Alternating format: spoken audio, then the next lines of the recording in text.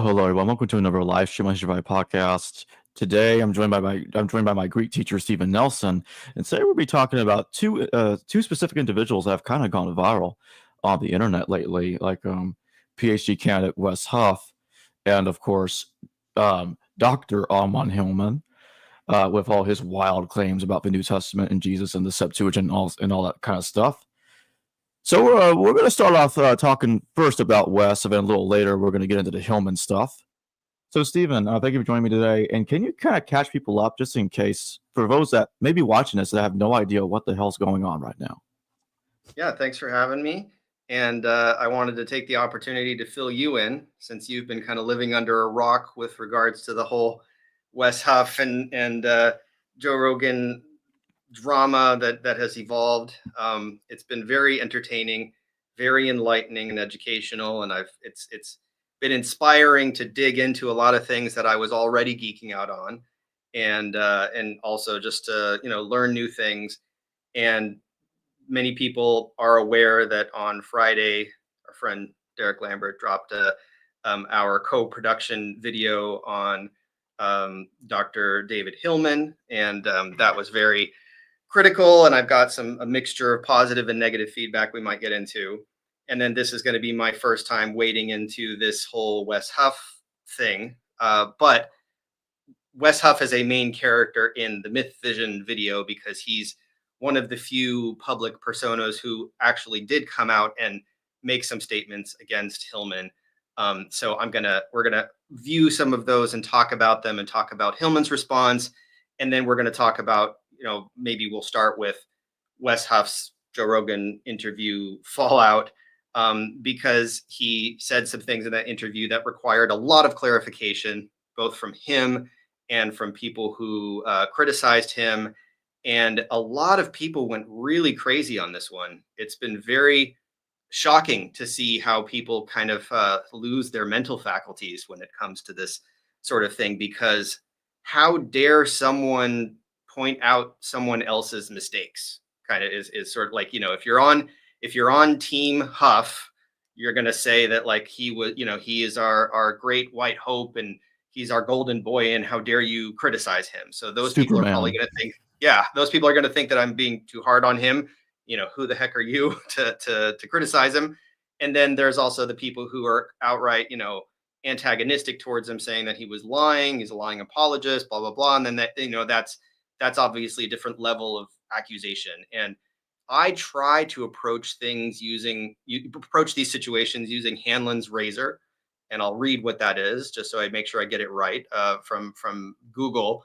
It's a rule of thumb that suggests people should not attribute bad behavior to malice when it can be explained by stupidity or incompetence. So you get into the weeds here, because when somebody comes out as a public figure who's a scholar, who is, he's coming on Joe Rogan as an expert in all of these things, like that he's supposed to be an expert for.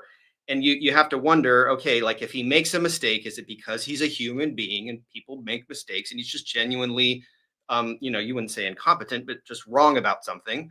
Or is he lying, right? Like is it better to assume that somebody who's an expert is just wrong, right? That's some people are insulted by that.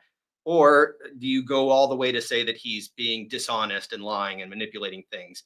I try to stick with the sort of being just wrong thing. I think in the Hillman controversy has culminated with my conclusion that I think he's just lying, right? Like that's what I've insinuated in a lot of my analysis, just because I think that's even less insulting. If you just say, okay, he is competent, he does know what this word means in this context, and he's just mistranslating it because he has an agenda.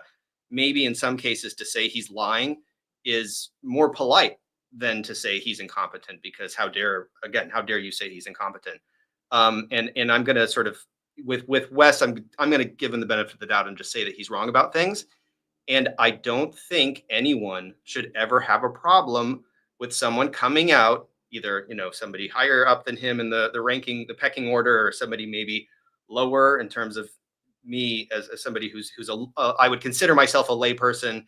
I don't have credentials, but I research very deeply and I know Greek pretty well. And so this is where I'm approaching it. as just, okay, what can we learn from the mistakes that he made, right? And how bad are those mistakes, and what clarification can we take moving forward? Because he's corrected the record and admitted his mistakes and clarified things, and it has produced a whole lot of material for YouTubers to come out and analyze. And that's what I want to dig into, because I have uncovered a few things that I think nobody's really talking about in this discussion. And so thanks for bringing me on to discuss them. Yeah, of course. Yeah, thank you for coming on. So let's get right into it. So let's see here. We have a bunch of clips to go over. Do you want me to get your slides up on the screen? I'm sharing the slides. I think I could put them up on the screen, but then I think the clips are probably what we should start with. I think the first one I queued up was Alex O'Connor, because I got a bone to pick with Alex O'Connor. Yeah, about something to do with the 500 guys. Yeah, and I've been tweeting about it, and nobody's really paying attention to it, and that's fine. But maybe some people could, learn from this. It's pretty insightful. It's pretty interesting. Let me see if you can pull it up. If not, I can. Yeah, I'm gonna do it by sharing screen. I guess that's how you would do it. Yeah. All right.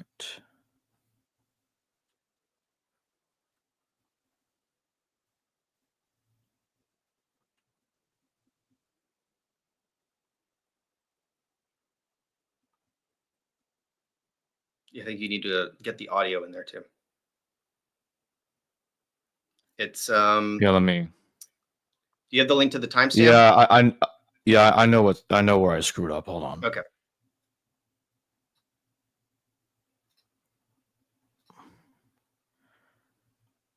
Oh. Yeah, StreamYard's being stupid right now. It does this to me sometimes. It's not letting me share the sound of that specific window. I don't know what the hell's. Maybe it'll let me. Hold on. Yeah. I'm going to stop share. Let me share screen this here. Boom. All right. You see that? Really interesting. Let's take a look at what in 1 Corinthians chapter 15, but in the original Greek in which Paul was writing. Here's Paul talking about the appearances. He appeared to Cephas, that's Peter, and then to the 12. Then he appeared to the 500.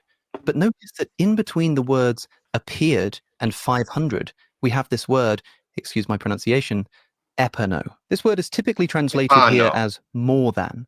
Hence, Jesus appeared to more than 500 brothers. But let's investigate this word, epano. Every other time it appears in the New Testament, it's translated differently. The word epano means not more than, but over or above or upon.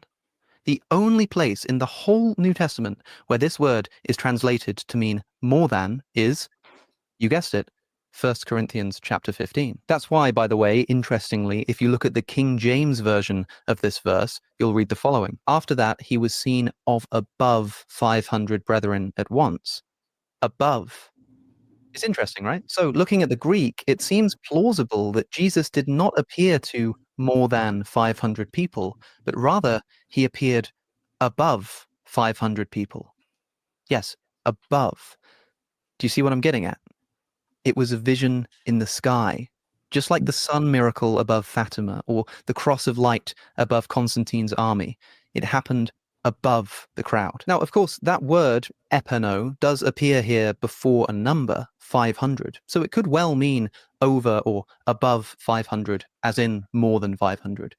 But then again, in Luke chapter 19, during the parable of the 10 minas, Jesus has a man say to one of his servants, take charge of 10 cities, and to his other servant, you take charge of 5 cities. If you read the English Standard Version, the translation is, you shall have authority over 10 cities, or you are to be over 5 cities. Why? Well, because the word there is, you guessed it, epano, over. So even in front of a number, this can still mean over rather than more than. And even without this linguistic evidence, what do you think is the most likely explanation for a group of 500 people all seeing Jesus at one time? Okay, So you get the picture, right? Yeah, I do. And what's your impression of his sort of analysis here and his use of Greek sources? I think he's trying to imply that, from what I can make out, that he's trying to imply. I feel like he's trying to imply mythicism. I was almost afraid to say that, even because I know he's not a mythicist. But I'm like, he's trying to insinuate the possibility that Jesus is just at least in that instance. I'm not sure if he's trying to generalize and say this is occurring everywhere, although he might be trying to imply it. That, oh, he was just a figment of the group's imagination. He appeared above them, like he's from the clouds, or that kind of thing. Well, that's how I took it. I can. So let's see. The thing is, he actually mentioned that his source was Dale Allison, right? So we have Dale Allison's commentary. Before I get to the verse itself, let's just look at what Dale Allison says in his book, The Resurrection of Jesus, right? He says that Paul says that Jesus appeared epano pendakosis adelphis, or epano pendakosios adelphois, right? Depending on how you like to pronounce it. While the usual translation is more than 500, and what he means by usual is like universal across all translations. You can't find one that doesn't say that, that at least doesn't say, doesn't imply that. The adverb epano can mean above or over, right? Because it's a preposition. That's literally what it means. Epi ano, above, right? So it can mean above or over. And some older exegetes took that to be the sense here, right? And then he has footnote 84, which we're going to explore. Is there any chance they were right, those older exegetes? One recalls the cross of light at Constantine's that Constantine's whole army allegedly saw, and then he talks about Eusebius, and he talks about hallucinations and pareidolia and looking up in the sky and all of that. So that's all very interesting. And we can see that he's pointing at something here that is in footnote 84. And when you look at footnote 84, it is pointing at some church fathers, right? Some starting with John Chrysostom and Oecumenius and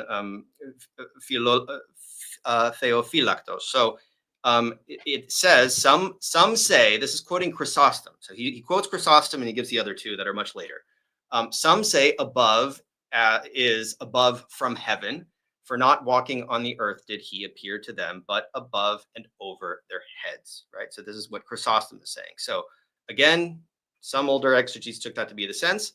Is there any chance that they were right, right? So they had this opinion where they right, those older exegetes. And I did the research. I looked into Chrysostom. I looked into these sources. And if you look at what Chrysostom is saying, he's saying, some say, dinesto, that above means from above. That is from heaven, for he was not walking on earth, but above it. And he appeared over their heads, for he wished not merely to provide confirmation of the resurrection, but also the ascension. Others say above 500 means two more than 500, right? And he makes it very, he basically takes what Paul is saying, which is a slightly ambiguous because above can mean spatially above. And he's indicating that there's some hearsay here, that like some people say it's this, some people say it's this. What did Chrysostom believe? He's not really taking a position. He's just simply indicating that, you know, as far as I can tell, the idea that this is happening above in the sky and from the heaven. This is a minority reading in Chrysostom's day, which is the 4th century, right? So when you go back to Allison and he's saying some older exegetes say this, he's pointing at an older exegete who's also saying some exegetes say this. So this is hearsay upon hearsay. You get to this commentary from the 6th or 7th century AD, and it is repeating Chrysostom, right? Like this seems to be very, very much so similar to Chrysostom. It may be just derivative, right? So again, some say it means this, others interpret it as the majority, most of the 500, rather than more than the 500 here.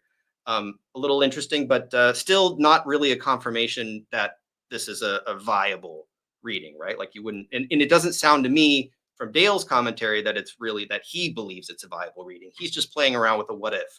And then again, here's the third source that is also, this is very late now, we're in the 11th century AD. So this is older exegetes, but not that old. Again, kind of just parroting the same thing you get from Chrysostom, right? So I have already heard people picking up on this because it seems to be, it's interesting, right? It's interesting analysis. I heard a response video from Tobias Singer, who was like saying above the 500, and then he repeated it. Get it? Above the 500, and he says, he hints at the fact that he's entertaining this reading, and just to be clear, in the context, 1 Corinthians 15:6, right? He's saying ophthi, which means was seen in the passive voice, but it's used idiomatically to say he appeared. So epita ophthi, after that, he appeared, epano pendakosis adelphis. So more than 500 brothers and sisters. The thing is, it's ambiguous in English too. We could say above 500 could mean above spatially. I think it's a very, very strained, grammatically, it's possible. Very, very strained to say that this is above in the sky. The examples that Alex O'Connor marshals to support this, which seem to be his own kind of research through Bible Hub, wish he was using Cross Bible, but he's using Bible Hub.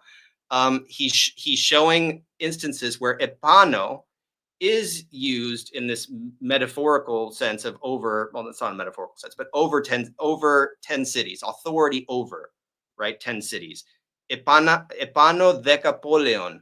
This is a genitive construction. This is not the dative construction that we find in 1 Corinthians 15:6, where he's appearing to pendakosis adelphis, to 500 brethren, right? Epano, in this sense, if it is spatial, if it means that he appeared to 500 brethren in the sky above their heads, this would be adverbial, right? It wouldn't be epano, it wouldn't be above 500 in this. That would not be a prepositional phrase.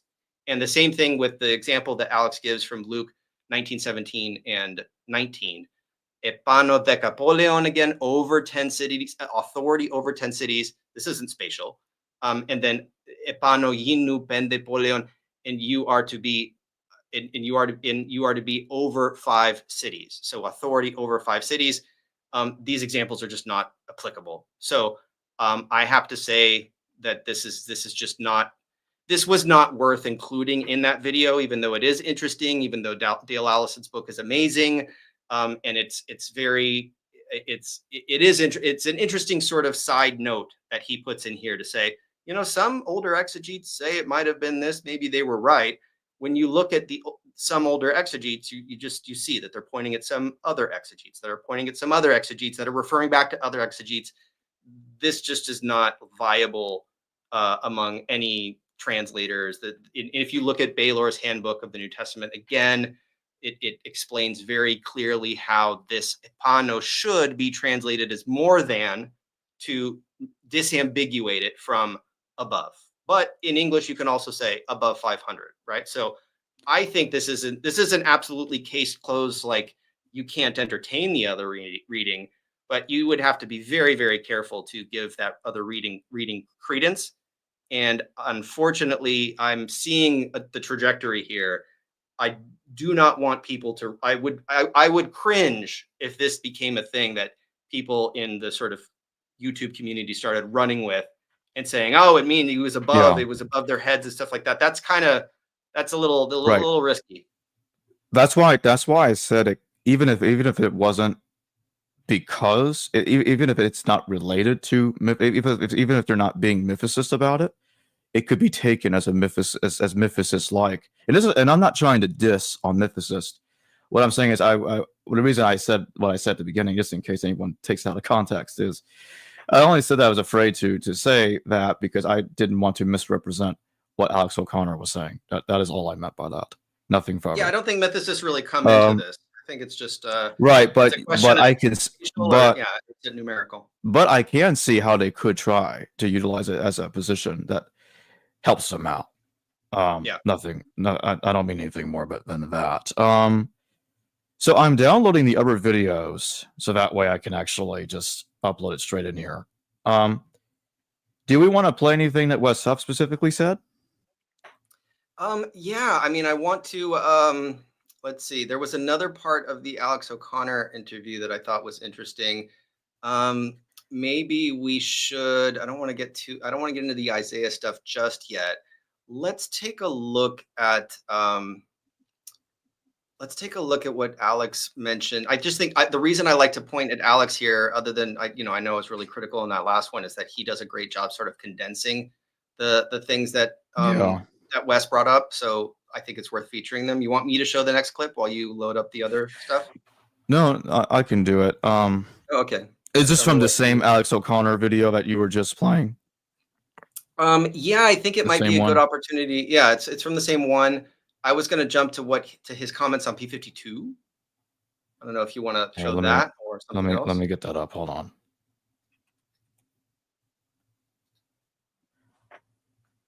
All right. Wes. Where do you want me to go?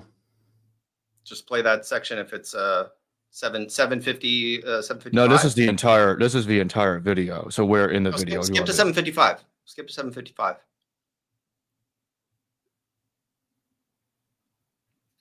All right. Detailed post-resurrection appearances of Jesus are in the fourth gospel, the Gospel of John. Scholarly consensus states this to somewhere between 90 and 100 AD. Wes Huff suggests an earlier dating based on an ancient fragment of the Gospel of John called P52. Here's what he says. So you were talking about like what is our oldest manuscript evidence? So this guy is P52. John Ryland's 457. So that's a genuine Egyptian papyri that I made. I cut it out for you, and then I transcribed the text on that manuscript. So when we're talking about what is potentially our oldest evidence for the New Testament, this manuscript that most likely comes from Oxyrhynchus, Egypt, is the one that usually is universally accepted as our oldest one. And that contains John 18, where Jesus is on trial before Pilate. And yeah, so that's the one. It's in the John Rylands Library in Manchester, England. The reason I bring this up is because before this was discovered by C.H. Roberts in the 1940s, the convention was, because of a guy named C.H. Bauer, that the Gospel of John was 2nd century. C.H. Roberts is, literally going through these piles of manuscripts in these drawers that are being like stashed away. And he finds this guy and he sees that it's written on both sides, which is almost exclusively a Christian convention. Because in the ancient world, they used scrolls. And the Christians, for reasons we're not entirely clear on, they start to make codices, books. And so they write on both sides. And so he says, okay, this is written on both sides. It's probably a Christian manuscript. So he sends it off to the leading paleographers, or guys who date manuscripts. And they all say, this is the beginning of the 2nd century. And so there's still debate about the dating of this, but the unanimous consensus is that it's comfortably 2nd century, potentially the beginning of the 2nd century, which means that this is found in Egypt. John is probably writing his gospel in Ephesus. So it has to be written by John, spread around, find its way to Egypt, be copied, and then end up in this manuscript. Wow. Which means that at minimum, you've already pushed the Gospel of John back into the 1st century comfortably, and potentially even, most likely into the lifetime of the eyewitnesses of these events. You want me to stop here, or you want me to keep going? Yeah. So what's your thought about this? I think it's ridiculous. And I know that Brett Nomery, I heard about Brett Nomery a while back, that he's putting the whole thing about Papyrus 52 into question, about when it's dating. The dating of it's not secure. You can't use it to date the Gospel of John to the 1st century with certainty. It could have been written in the 2nd century for all he knows. He's not sure when it was written, but all he knows is that Papyrus 52. When it was copied, or when that copy was produced, which he says is comfortably 2nd century, potentially early 2nd century. Right. So the thing is, for a lot of people are just now getting acquainted with Wes Huff's work. He's actually been on my personal radar for a really long time, because I've been working on my cross Bible project for 10 years. This Bible software platform that everybody can try out on crossbible.com. I'll show a few things in a second. I have been very active in different Facebook groups. Is part of my research into textual criticism, and I'm in the New Testament Greek Facebook groups, and there's a really good Facebook group full of really great professional scholars. I don't remember the exact name of it, but it's about textual criticism. And I noticed, I'm guessing it was like 6 or 7 years ago, it was a while ago, when I was first I was putting together my timeline of the Bible, which is now available at crossbible.com/timeline.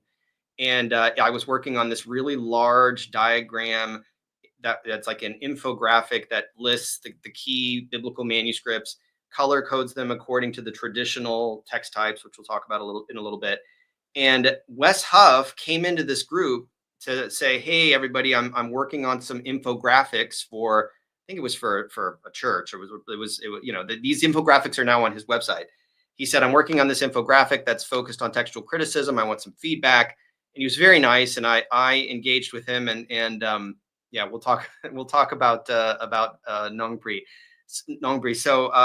So my first acquaintance with Wes was his asking for feedback on his infographic, and I just happened to be actively working on my own infographic that overlapped a lot with his.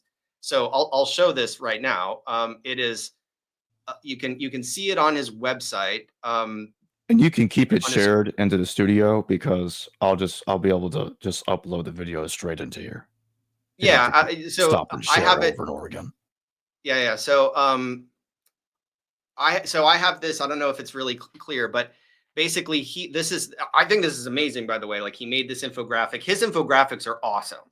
So he came in, had some questions about these infographics, because he wanted to make a very clear one sheet sort of breakdown of the 4 key text types that are the traditional text types of New Testament textual criticism.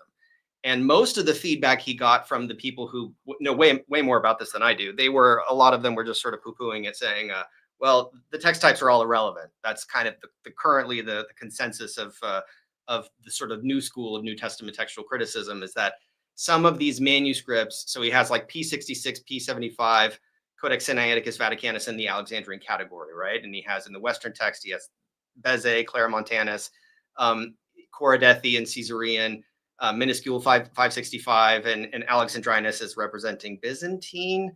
It's a little, I'll get into more of this, but basically the idea currently in this trend in textual criticism is that you can find enough similarities between certain manuscripts that have traditionally been categorized into these different families that it kind of makes the boundaries of these families a little blurry and makes them sort of irrelevant. So that's kind of what people were telling him, like, this isn't really the best project for you to do, Wes. However, I do the exact same thing on my timeline, because I feel like the best way to represent this is to I didn't use the same color coding. My Byzantine's red, but I did have blue Alexandrian. So basically, I geeked out with him on this. I loved it. I responded to it. This is the final version, but his original version had a lot of mistakes in it. And he and I guess, like, it seems like we've sort of, at the same period of time, we're interested in the same thing. He just went on to sort of start his PhD, and I founded a Bible software company. So if you'll allow, I will, first of all, okay, so the Brent Nongbre thing. This is, I don't know if anybody can pause and read this, but basically, Brent Nongbre wrote a blog post about this. Wes Huff commented under the blog post about it, and accepted the correction. And the spirit of this was just like, I'm sorry, I misspoke. This was a lot of what happened, right? I misspoke. I sort of exaggerated. I'm basing my assumptions based on, I definitely don't disagree with your assessment on using P52 and the early dating of John. He walked back some of these statements, which I think was smart. And let me stop sharing that. And I just want to share the timeline. Okay, so I will now show the thing that I was working on. So, this is the trajectory that I took with my infographic. Can you see this? Yeah. Okay.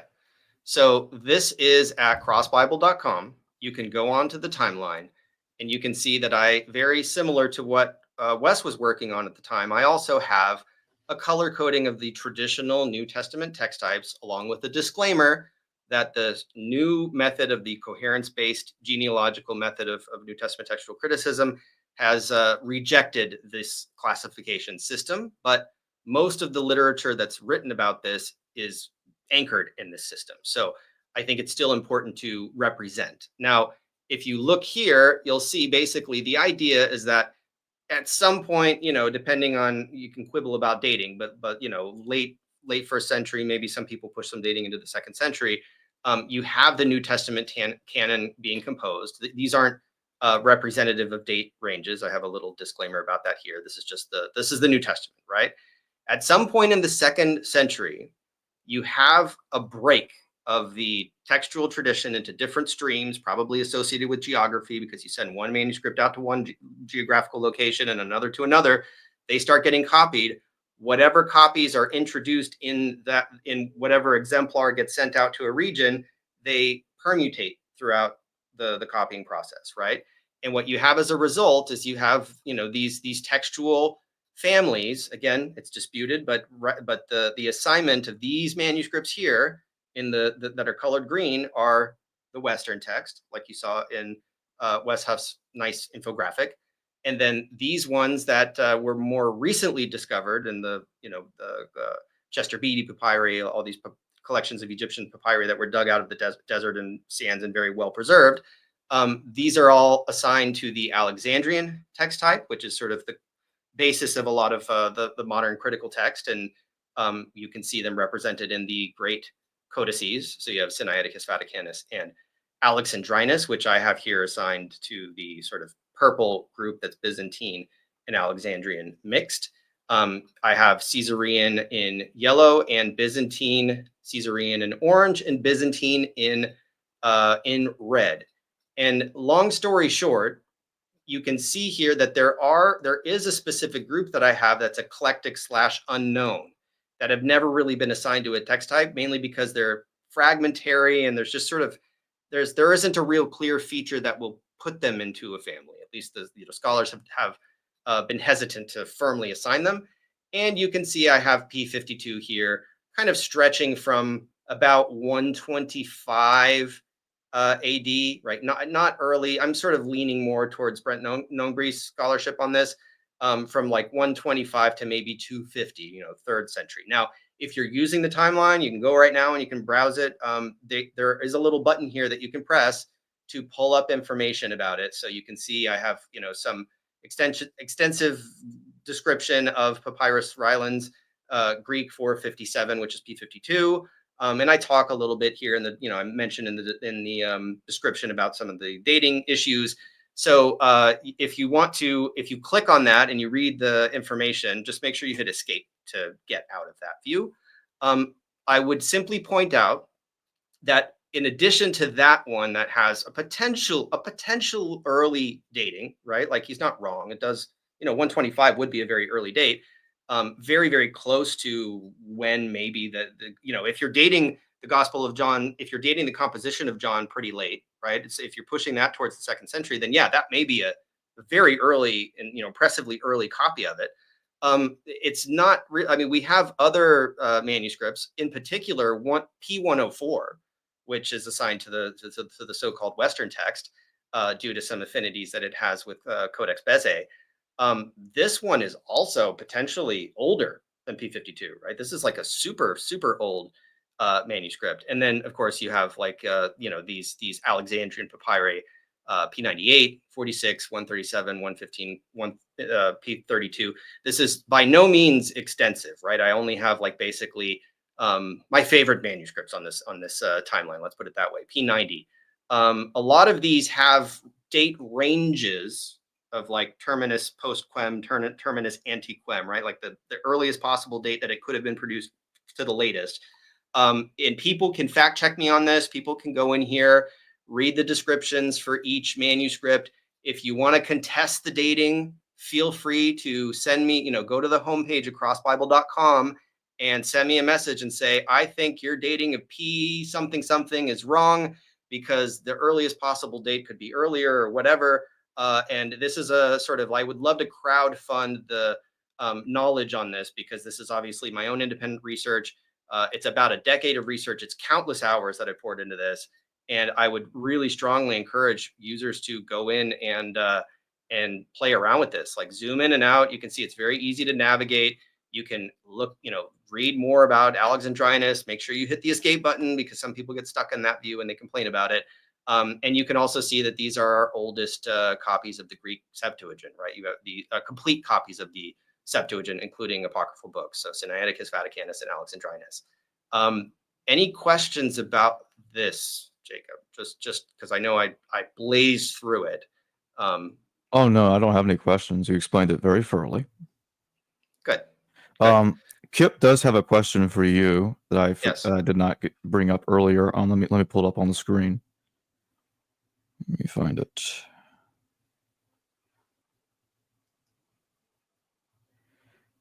Kip Davis says at History Valley, I'm interested if Stephen thinks Matthew's narration of Jesus entering Jerusalem, where ipano is used to describe him on 2 donkeys, could mean that he was above them. No, I think that it means he was on top of them. Yeah, he was above. That one is a genitive construction, so that is definitely prepositional above the donkeys. I don't think he was floating above them. Let's put it that way.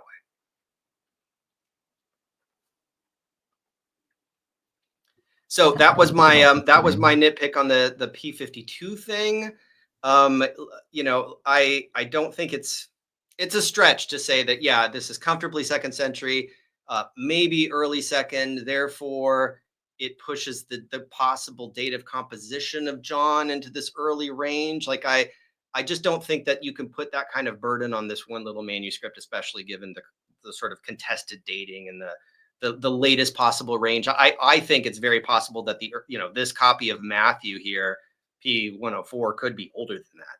Right. So I just wouldn't put so much stress on P52. I think there are other reasons to assign dating that I don't think the manuscripts get us there, just because if you'll notice there's just a gap. There's this sort of like, the 2nd century is kind of a wasteland in terms of what we're able to recover. And so what we're really working with here is a collection of texts from 3rd, 4th century. That's where you really get these big codices, and that's where you really get a lot of the bulk of our early evidence, which only came up really recently, which is why the critical text now leans so much in favor of the so-called Alexandrian text type, because they're taking the early dates that have been assigned to these collections of papyri and using those as the basis of the newer versions of the New Testament, which is what I have over here. You can see that initially they were very, very blue. They were very leaning Alexandrian. And over time, they developed a more eclectic method, which is what I'm representing here with sort of this darker gray color. These are all of the contemporary Bibles that we have that have been informed by the papyri, which previously, when you look at the Textus Receptus tradition, going from Erasmus, we have Beza, Elzevir, the Elzevir Bible. This is all the basis of like the King James and all of those versions of the Bible that are really anchored in the streamlined Byzantine platform, the Byzantine text, the ones that's represented here in red. You can see that they're all very late. The earliest purely sort of Byzantine manuscript that we have right here is Guelpher Britannicus B, which is 5th century, right? So we just don't have 2nd, 3rd, 4th century manuscripts that we can weigh against the older ones that we have in the Alexandrian tradition. So there are potential, reasons why this was the case, because we have these scriptoria in the Byzantine Empire that are very meticulously copying the Bible in a way that was just much more professional in terms of the scribal practices than the earlier sort of free form, Wild West of manuscript copying. All right, so I got all the videos downloaded and ready to go. Good. Yeah, let's go. Let's jump on to another topic. All right. Okay. So we don't want to play any more of the Wes Huff thing any further? Well, if you got the one of Wes Huff debunking himself, that might be a good one, just to sort of get some clarification. That that's where he, I think it's an important one for people to watch and sort of absorb, especially after exhaustively defending him and trying to pretend like he wasn't mistaken about certain things, that he just then came out and said, sorry, I made a mistake.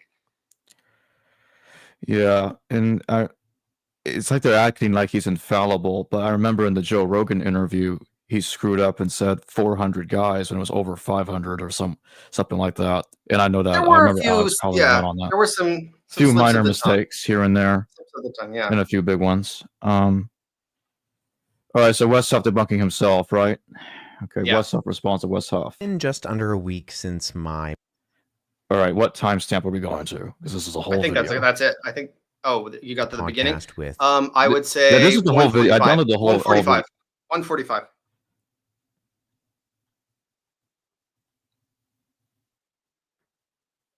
And clear missteps. There is, however, a criticism I'm seeing online that I think does require some attention and correction on my part. At around the 40-minute mark, Joe asked me a question about the Great Isaiah Scroll.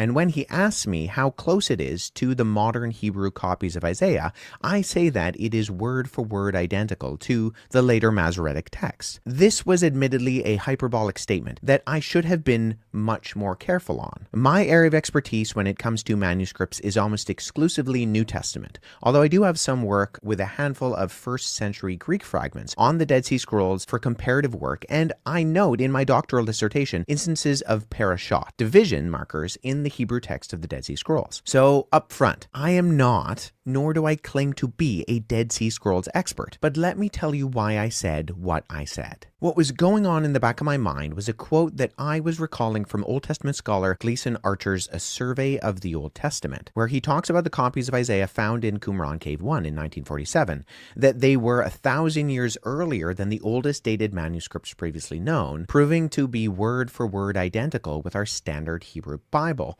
and more than 95% identical to the Masoretic text, specifically the Leningrad Codex, calling it almost letter for letter with that manuscript. Also, I had only a few months previously to this discussion with Rogan, read Old Testament textual critic Emmanuel Tove's Textual Criticism of the Hebrew Bible, where he breaks down the variants of 1Q Isaiah B and compares them to the Leningrad Codex, describing the differences with the word minutia. Granted, both Archer and Tove are talking about 1Q Isaiah B, and my statement to Rogan was specifically in context to 1Q Isaiah A, but that is what was going through my mind when I had the conversation. At the same time, I have actually been in contact with a number of Old Testament scholars, even ones who specialize in 1Q Isaiah A itself, who have assured me that although there is disagreement across the scholarly spectrum, the statements are equally applied across both documents. However, what I should have said to Rogan is what I said to Billy Carson when he brought up his statement about Codex Sinaiticus, that Sinaiticus is nearly identical to modern Greek critical texts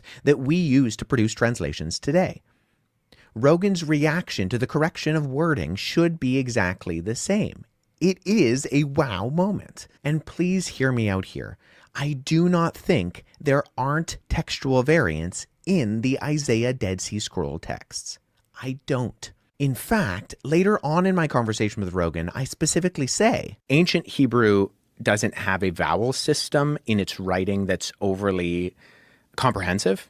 And so in the Middle Ages, when you have these groups of Jews who are copying these Hebrew scriptures, who aren't speaking it as much as they're reading it, you got to figure out how to pronounce it as, because vowels make a difference. But if you took all the vowels out of English, if you were a natural English reader, you could probably figure out what was what if you're looking at the page. And so in the Middle Ages, the Masoretic scribes come up with these vowel pointing systems, and that's probably a good stopping point. I think there may be one other clip worth playing to get the way that Alex O'Connor pushed back on this is at the 35-second mark of how Wes Huff got the Bible wrong on Joe Rogan. That Alex O'Connor clip. I think 35 seconds. It's 35 seconds in. He jumps right into it. Yeah. All right. I'm trying to get right there. Hold on. Let's just do 31 seconds. Yeah. Close enough. Oh, hold on. It's not.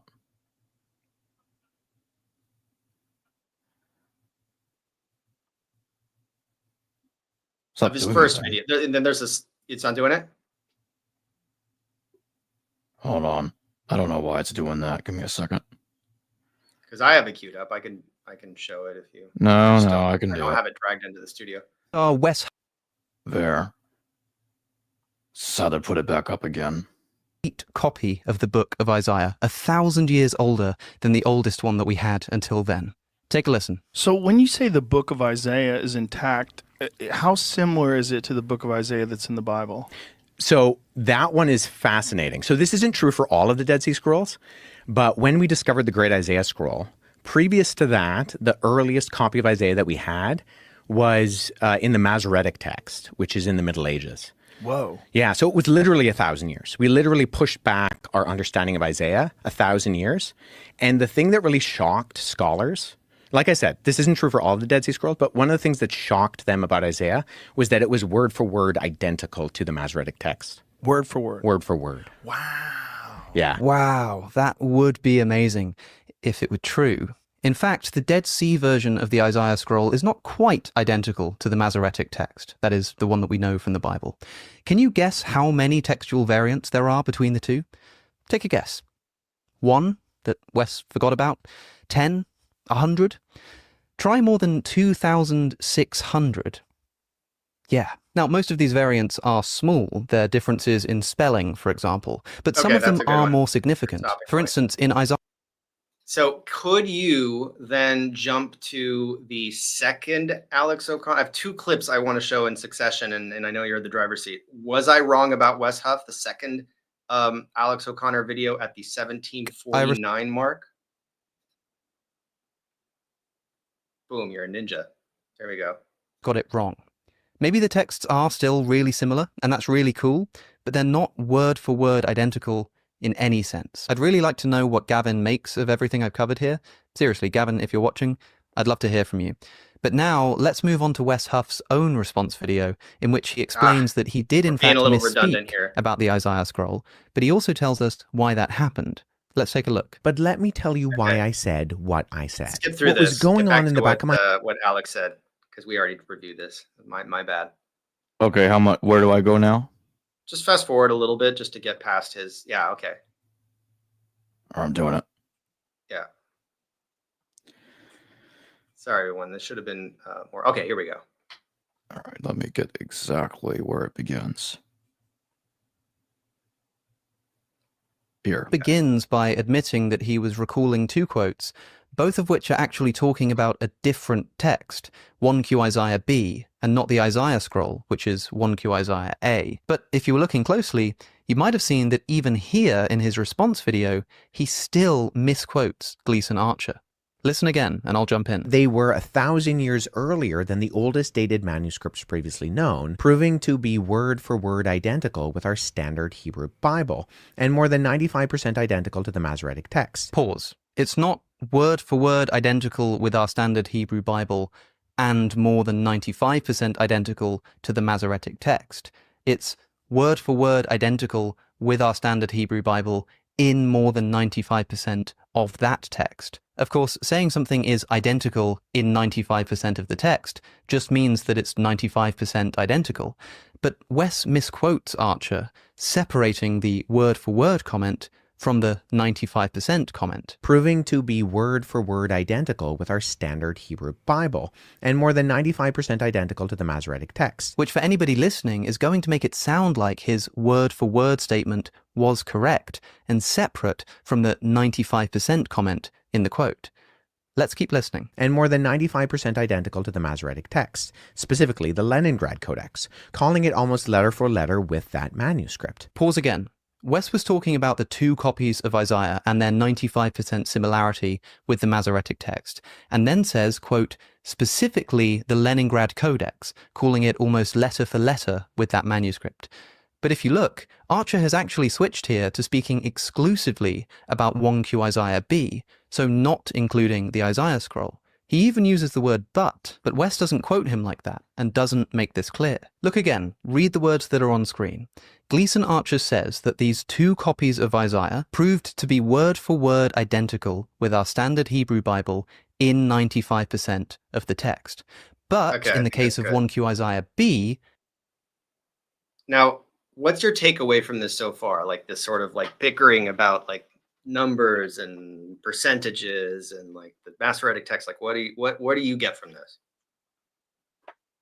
Well, I think what's going on is on one end of the spectrum, you have Wes, who is desperately trying to show that there's very few to no problems with the biblical text at all, and in the transmission of the manuscript text, of the text through the manuscript families, like, oh, everything's fine, hunky dory, nothing to see here.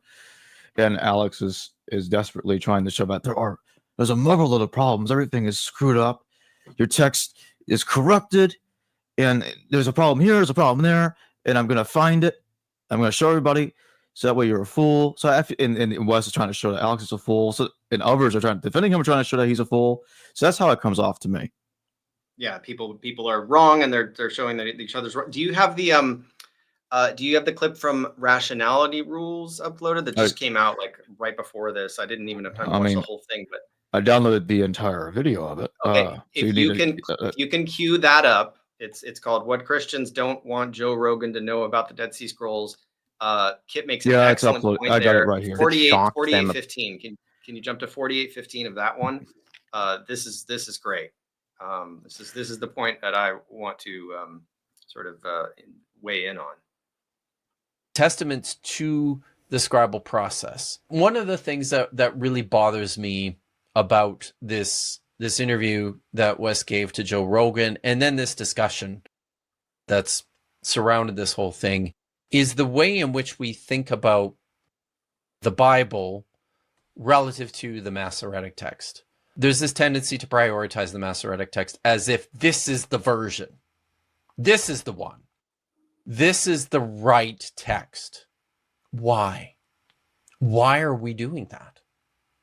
I mean, there's nothing within the Bible itself that indicates we should be using the Masoretic text as opposed to a different version like that in the Septuagint, or, you know, when it comes to the Torah, that in the Samaritan Pentateuch. This idea, something that it's something that scholars did for a long time, was to think that the Masoretic text was somehow a special text, the right text, the standard text, the one that was probably the oldest text. Text critics don't think like that anymore. They don't talk like that anymore. We recognize now that the Bible, you know, at the time when these texts started to be collected, rewritten, and put together, there were all sorts of different versions, competing versions. Some of them had different books in them. Some of them, you know, had some pretty interesting additions and omissions to texts that were shared between them. When you had these people that had this theory, if you will. So I think there's a good, again, I'm going to go back to using Cross Bible as a visual aid, because Cross Bible is meant to help people clarify these particular issues visually, right? This is my infographic on this. Can you see it? Yeah. Okay. So the point here is basically, I think the crux of it is that, or from my perspective, and I'm open to being corrected with clarifications, is that first of all, if you go, let's go to modernity, right? Let's move forward in time on this timeline, all the way to then begin. By the way, the top section of this timeline is focused on the Old Testament, right? So this is primarily a timeline of the New Testament, but the top strip of that is the Old Testament. So if you look at what we have now, right, we have lots of critical editions of the Septuagint that are all colored here in this bright green color.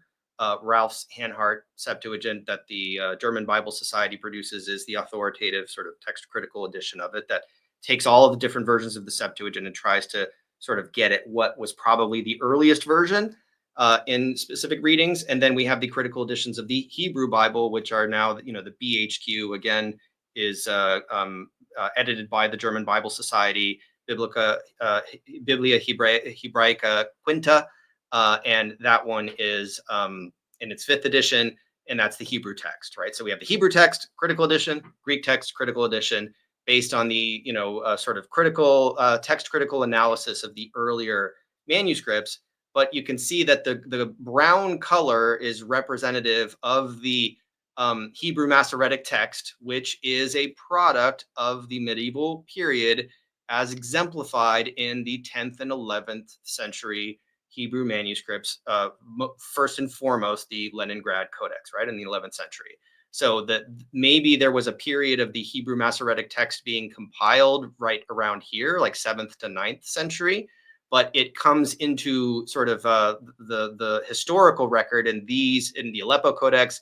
Leningrad Codex is just the most complete version. And so basically when we talk about textual variants in the Hebrew Bible, we're talking about variants in relation to the Leningrad Codex, the Hebrew Masoretic text, right? The Hebrew Masoretic text is sort of not a singular thing. It's this particular stream of transmission, this one that runs across the top, as opposed to the other stream of transmission, which you get in the, here we have around the same time that the Masoretes were meticulously producing the Masoretic text with the Masorah, which with the vowel system and the vocalization and the pointing.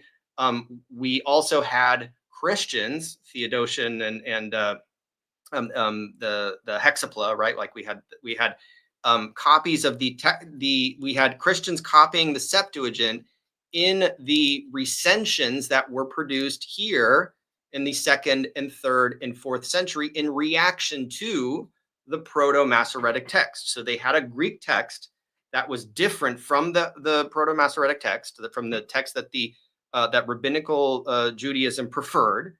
And as far as they could tell, it was in most cases just simply a bad translation of the Hebrew, right? And they needed to fix that because they were seemingly intimidated by the Jewish Bible, and they wanted their Greek Bible to be closer to it, right? They still weren't going to go and just read the Hebrew, right? That would have been a good solution to that problem. But what they did was they took their historical Christian Bible, the Greek Bible, and they revised it or rescinded it or corrupted it, whatever, however you want to describe it.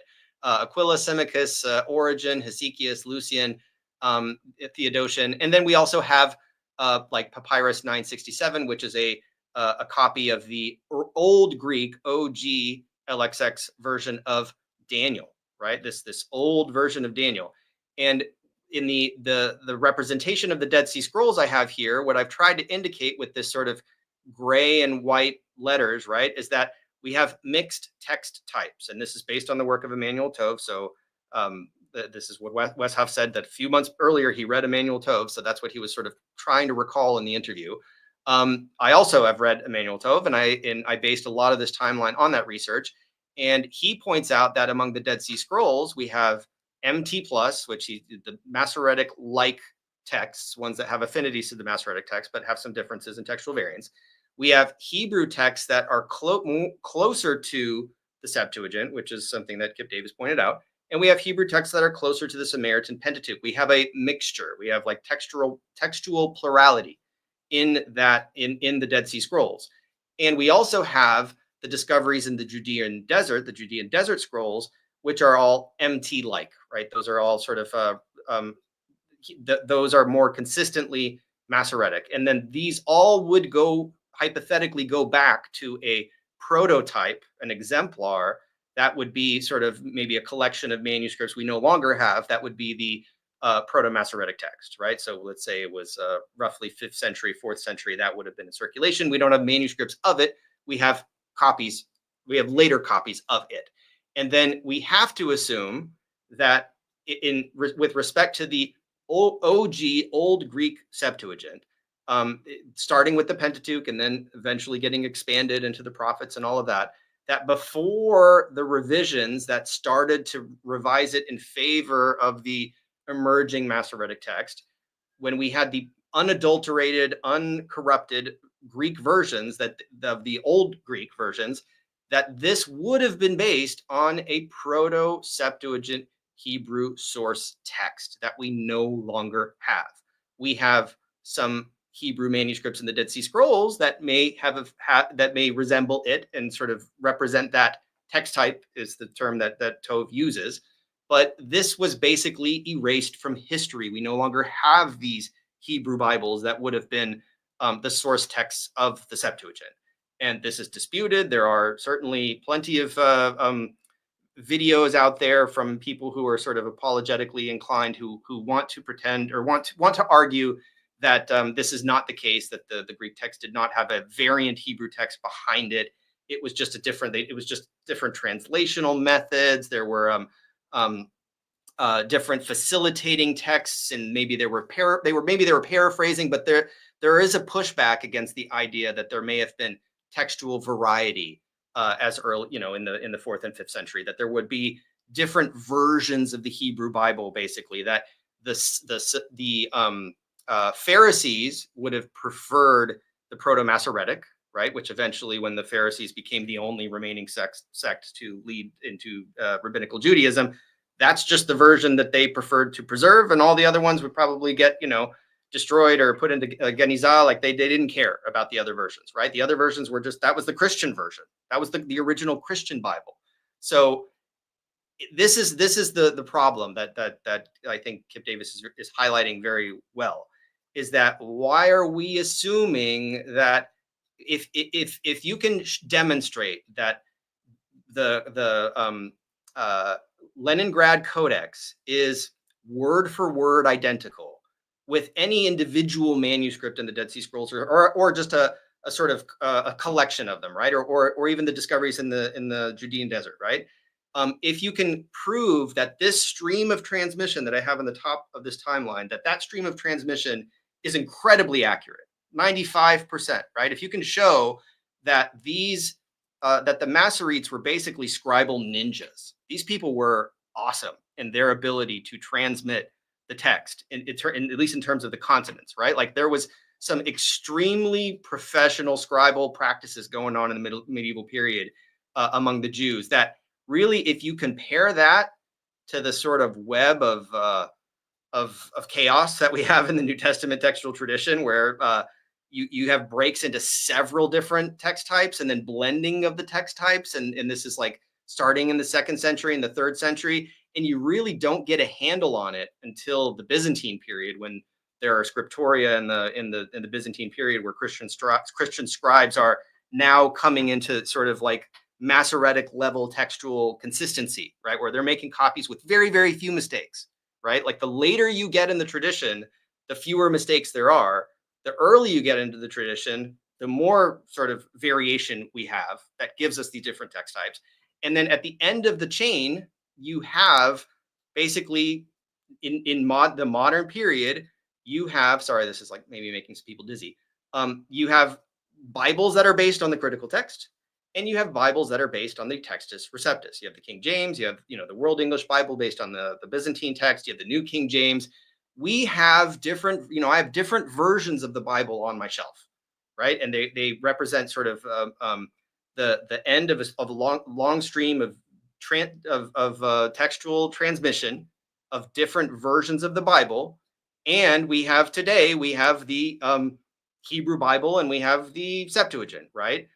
The Septuagint is the basis of the Christian Bible. That's what it is. And so if you're going to go back in time, all the way back, that was probably the situation that we were faced with, or that was present in antiquity, that there would have been different versions of the Bible, but one of them won out in the Hebrew Masoretic tradition, and the other one was only preserved in Greek in the Christian tradition. But those Greek manuscripts are representing an earlier tradition. Now, I want to show one more thing, and then I want your feedback on, or your interpretation of all of this. In my slideshow, I have a quote from Emmanuel Tove that is probably going to shock some people. I just want to point this out. This is from Understanding the Text of the Bible 65 Years After the Discovery of the Dead Sea Scrolls, from the Journal of Open Theology. Emmanuel Tove says, we are able to demonstrate that the text found in the medieval manuscripts is exactly the same as the text found in the Judean desert, in scrolls of 2,000 years old. This text hasn't changed for 2 millennia. And this is almost a miracle, not a divine miracle, but a man-made miracle, since the so-called Masoretes, keepers of the Masorah, carefully guarded the Masoretic text against changes. The only changes made in the Masoretic text, MT, was the addition of vowels and accentuation signs, tamim, in the 10th century. According to the Jewish and Christian tradition, these signs reflect an ancient oral tradition from the days of the revelation at Sinai. So I don't know, like it's the thing is that what Wes Huff did was he wanted to really anchor his argument on 1Q Isaiah A, right? He wanted to just sort of say that this one particular manuscript was just like word for word identical with the Masoretic text, and that was a miracle, and this was the wow moment, right? And then he backtracked and said, well, I really meant 1Q Isaiah B, and then he quoted some people, and like, and the thing is, like, and this is Kip's point, like, why are we focusing on a single manuscript? Really, what we should be focusing on are the different varieties of the Hebrew Bible, and then, you know, you're essentially all you're arguing is that the Masoretic text was really well preserved. And I'll give you another example from Emmanuel Tov. This is from his book, the third edition of Textual Criticism of the Hebrew Bible. The consonantal framework of this text, the Masoretic family, is nearly identical to the non-Qumran Judean desert scrolls and has been more or less frozen since at least the 3rd century BCE. Okay, that's page 26. Wes Huff could have said that. He could have used the word miracle. I think Emmanuel Tov is reserved in this. I watched a lecture with him where he once said miracle, and then he was like, oh, well, I mean this is a man-made miracle, right? He's not insinuating any theological, like, divine preservation, but he's definitely very enthusiastic about the idea that the consonantal framework, like just the consonants of the Hebrew Masoretic text, has been actually, like he says, nearly identical, right? Like it's pretty well preserved, right? And he's going all the way back to the 3rd century BC. The dating in my timeline doesn't really support that in terms of like what we found in the Judean Desert Scrolls. And I hope Dr. Davis is not seething right now. I'm going to get to his comments on this. But this is the clincher right here in textual criticism of the Hebrew Bible. When evaluating the quality of the Masoretic text, one should realize that the preference for the Masoretic text within Judaism does not necessarily imply that it contains the best, earliest evidence of the scripture text. Both the Hebrew parent text of the Septuagint and several Qumran manuscripts reflect excellent texts, often better and or earlier than the Masoretic text. Readings of the Masoretic text are often preferable to those found in other texts, but this statistical information should not influence decisions in individual instances because the exceptions to this situation are not predictable. Furthermore, the Masoretic text is no more reliable than the Septuagint or certain Qumran texts. The application of this rule reflects an inappropriate preference for the Masoretic text. And when he says reliable, he's speaking from the perspective of a textual critic, not a theologian. He's not talking about reliable in the sense of doctrine, of like sort of some kind of really deep meaning of the text that's being changed by scribes to say radically different things. I mean, this is all Jewish. This is the Jewish Bible, right? Like we don't expect textual variants to change doctrine. This isn't the domain of textual critics. Textual critics are talking about major and minor variants in terms of just whether or not they affect the meaning at all.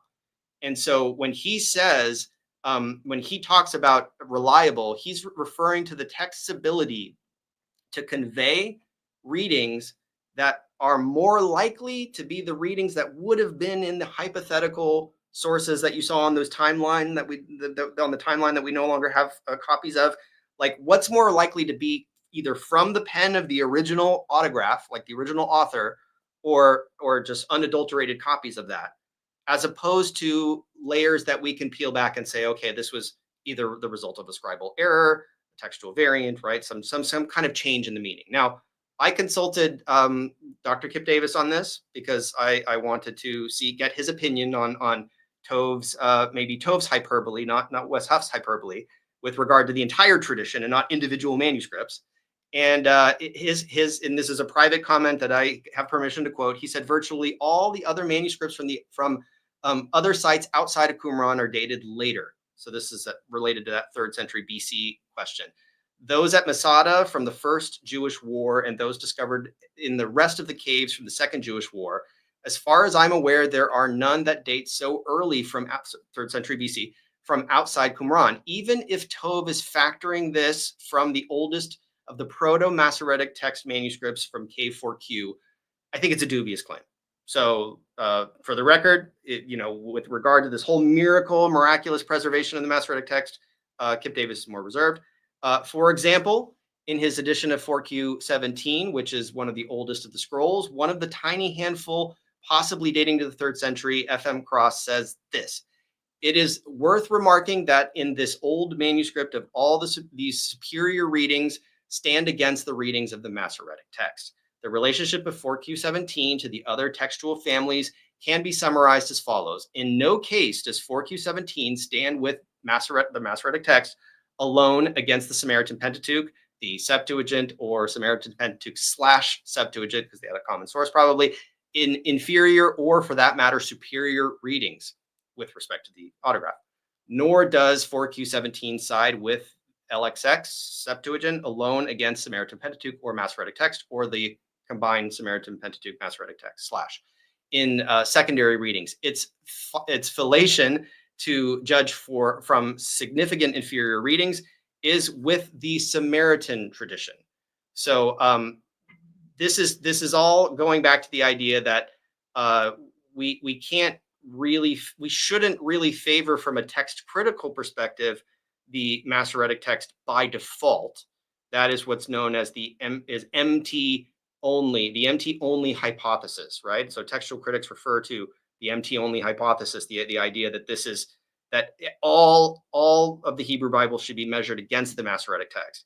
And this is the Protestant tradition. This is the Reformers made a very specific decision to break away from the Septuagint in favor of the Masoretic text, because it seemed like, well, this is the quote unquote original, right? So we should just stick with what the original says, because our Greek Bible is so often at variance with it that we should really doubt the reliability of the Greek Bible. And before the discovery of Qumran, the discovery of the Dead Sea Scrolls, that was probably a reasonable position. But now that we have the Dead Sea Scrolls, we can verify that there are Hebrew originals that do corroborate the Septuagint. And the example that I have on the homepage of Cross Bible, which is the feature that I'm developing, this is the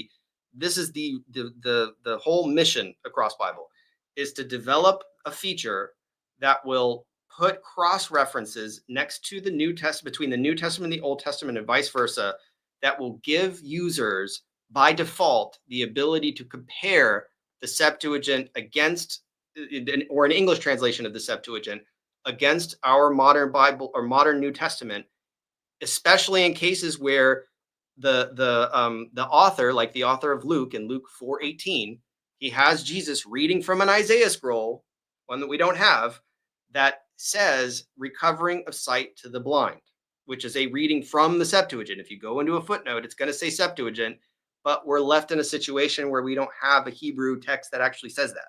So if you're going to look for this, like the parallel between Isaiah 4:18, and you look at, you're in the NASB, which is available on Cross Bible. It's a very literal translation, and they translate the New Testament from the Greek and the Old Testament from the Hebrew, for the most part. And you'll see, if you pull up these cross references, recovering of sight to the blind is not in Isaiah 61:1 in the Hebrew Masoretic text.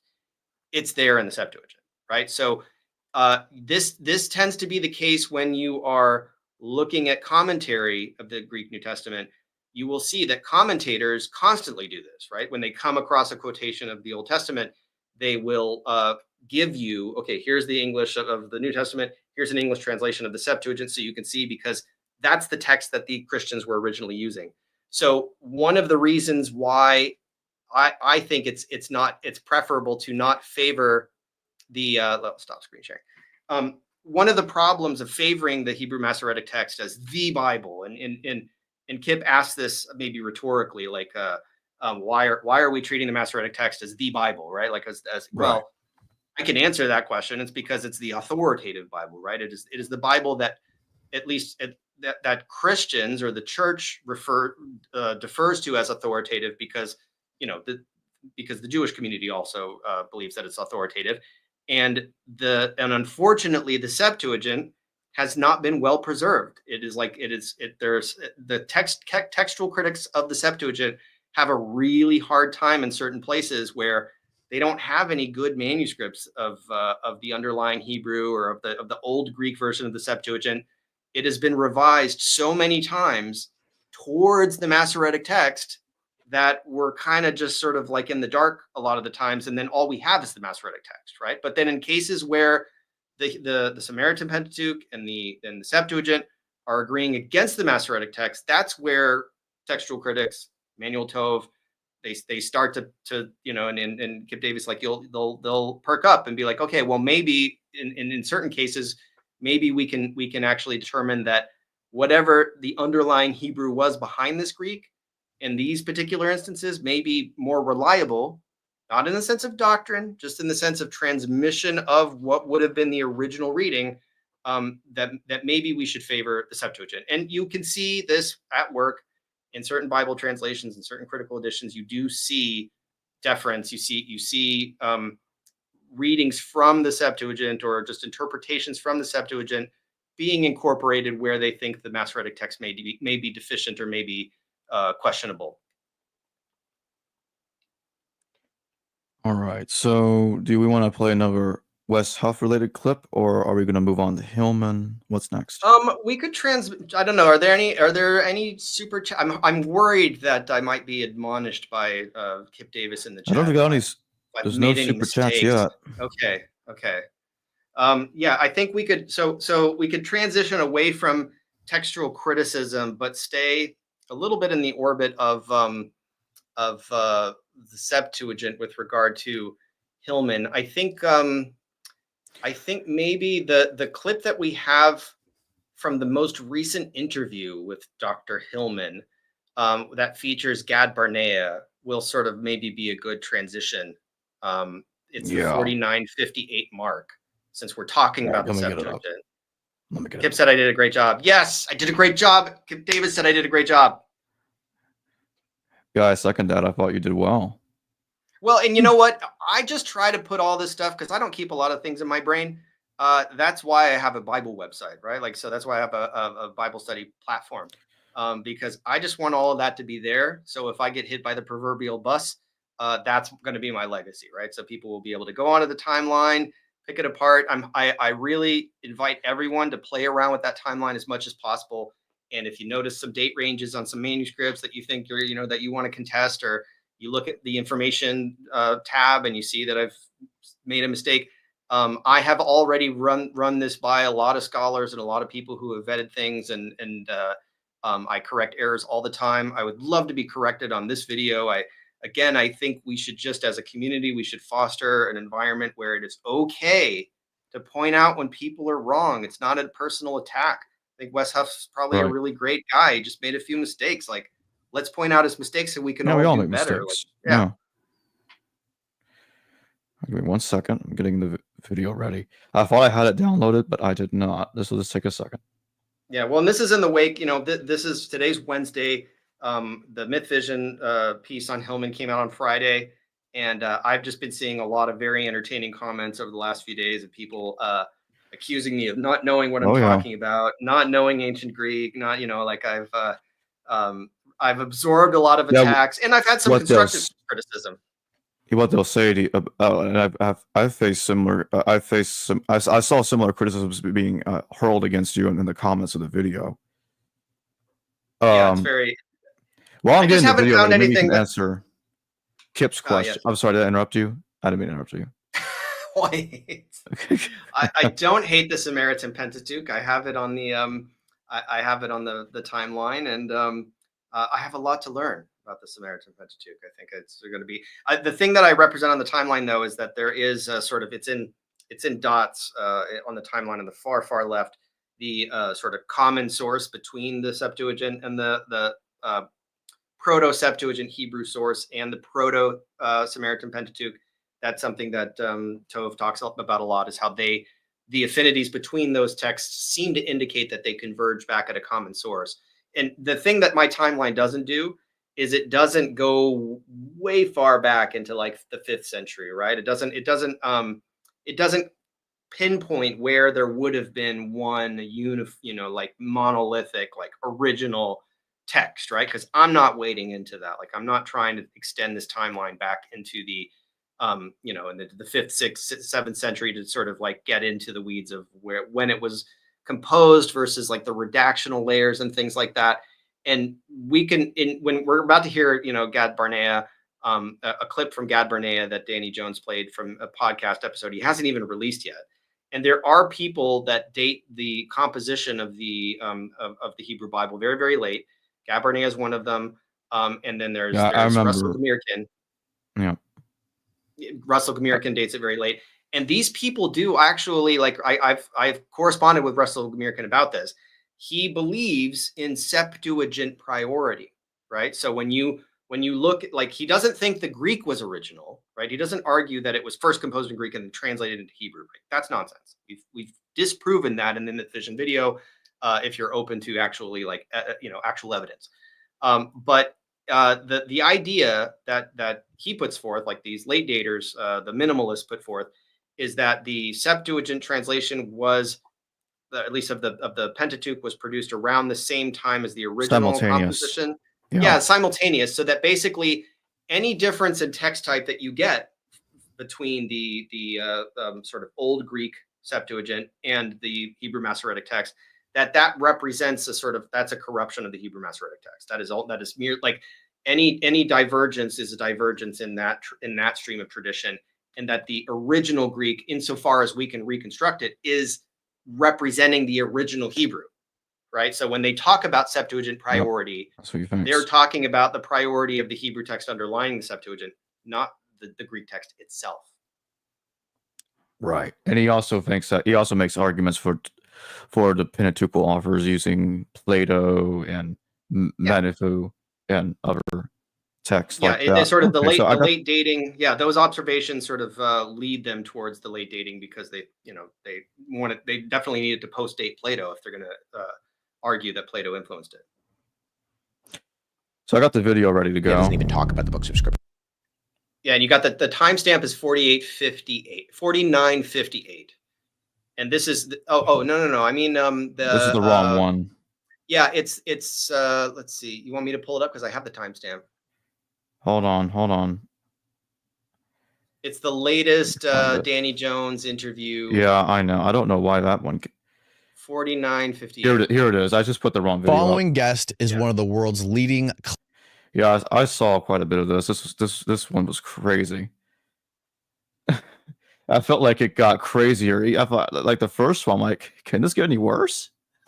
Well, I think the first interview, and this one is really underperforming in terms of views with respect to the first interview. I noticed that. I think what Hillman did was he had a persona in the first interview that resonated with people in terms of his being a quote unquote expert, right? So he put on his glasses every once in a while. He was this professor persona where, he's just a little edgy. But was still somebody, like, that warrants respect, right? And warrants consideration because he's an expert. And I think just since then, having blown up and having really gotten sort of like a lot of attention on his YouTube channel, he just has become so much more performative that he really went off the rails in the second interview, leaning into this other persona, which is sort of like his, I don't know, like charismatic cult leader persona, I guess, like, if you want to describe it like that, of just being like, I mean, I don't think he's insane, right? Like, I think he's pretending to be a lunatic, basically. He's pretending to be very edgy. And I think they really leaned into it here with the sort of smoking weed and the candles and the hat. My personal opinion is I think it's hard to tell. You could be right, but it's hard to tell. I don't know what the hell's going on. Well, maybe the facade is good on his. Like, I think that maybe building the following on his channel. I just don't. It just clearly the numbers show that it's not working with Danny Jones' audience. Like, they're checking out. Yeah, what's interesting is he didn't gain as much subscribers as one would think he would have gained, and he also isn't getting a lot. He's not getting a whole lot of views on his channel. He's got he used to get a lot more views in the past, even before he went on Danny Jones. I feel like he kind of slid downhill a little bit lately. He's not getting as much. I guess the hype isn't as exciting anymore. There were some points of my analysis in the translation section of that video that I was criticizing him for mistranslating things. That one particular, the Agamemnon section where he says that Clytemnestra was covered in drugs. Somebody shared a video of him more recently showing that exact same passage and saying that the flame was medicated and not Clytemnestra. So it leads me to conclude that like he knows better. Like he knows that the flame is being medicated metaphorically, but in the clip that I took, he was saying that Clytemnestra was being medicated, pharmasomeni, literally, because he wanted her to be covered in drugs and drugs were flowing out of her inner whatever. You know, it's like it's fake. It's like he's faking. Everything is drugs. Everything is drugs to this guy. And So what's the timestamp? Let's get that rolling. Okay, the timestamp for the thing I want to discuss is 49:58, and this is basically Danny Jones pulling up Gad Barnea in advance of releasing. Oh yeah, I remember this. Wes, not Wes. Ammon was losing it when that happened. From Genesis. Yeah. Now, so we had Gad Barnea on here, and he was trying to explain to me, Steve, he said it was like Jewish Greek. Yeah, I wonder if it was that Keon Greek, but he definitely said it was Koine. I wonder. He doesn't say that. He just says it was Jewish Greek. Okay. That doesn't exist. Jewish Greek. He should know that. It doesn't exist. There's no Jewish Greek. What is Jewish Greek? What do? You take all the Jewish... Can we play the clip, Steve? Do you take Jewish authors and throw them? They have a whole separate Greek. Give them equality. We're going to love this. Let's bring him into the museum. Let's bring him into the arena here. Oh, virtually into the arena. What? Oh God, you got the full podcast. Are you going to find it? You know where it is? You know what spot? What? Where does he date where does he date Judaism to? He dates it really late. I don't know, like 2nd century BC. I'm not sure, but he did say that the Septuagint was Hellenistic, and he said that he believes it was written in the same time frame as... He said that translation happened within... I might be f***ing this up, but I want to say within 30 years, 20 or 30 years, he said. So he thinks it was, around the same time, or, it was still Hellenistic. I don't know. I don't know what the he was saying. We're going to have to listen to him. If you can find it, Steve. I have this clip right here where he's talking about the clip? Yeah. Okay. Let's play it. That's what this Let's play it. Yes. Okay. Now, another really important point that a lot of scholars miss is that the Septuagint is not Greek as such. It's not Greek. It's Judeo-Greek. For people who are new to this stuff, can you explain what the Septuagint was? So the Septuagint is this translation of especially of the Torah, of the first 5 books of the Hebrew Bible, into something that is Greek related. Okay. And the reason I'm saying Greek related because it's not actual Greek. It's Hebrew Greek. It's Jewish Greek. It's Judeo-Greek. It's kind of like Yiddish. My God. That's crazy. I've never heard of that before. Oh my God, because it doesn't exist. So I come from classical studies, and so I studied classical Greek for a long time. Mm-hmm. Oh, and so really? For me, coming into and reading the Septuagint or the New Testament, which is an extension of the Septuagint in terms of its language. No, it's not. Not at all. Totally wrong. It was almost shocking. It was almost uncomfortable. No, he's making it up, dude. He's for anyone coming from classical Greek or from Greek to read the Septuagint because it's not.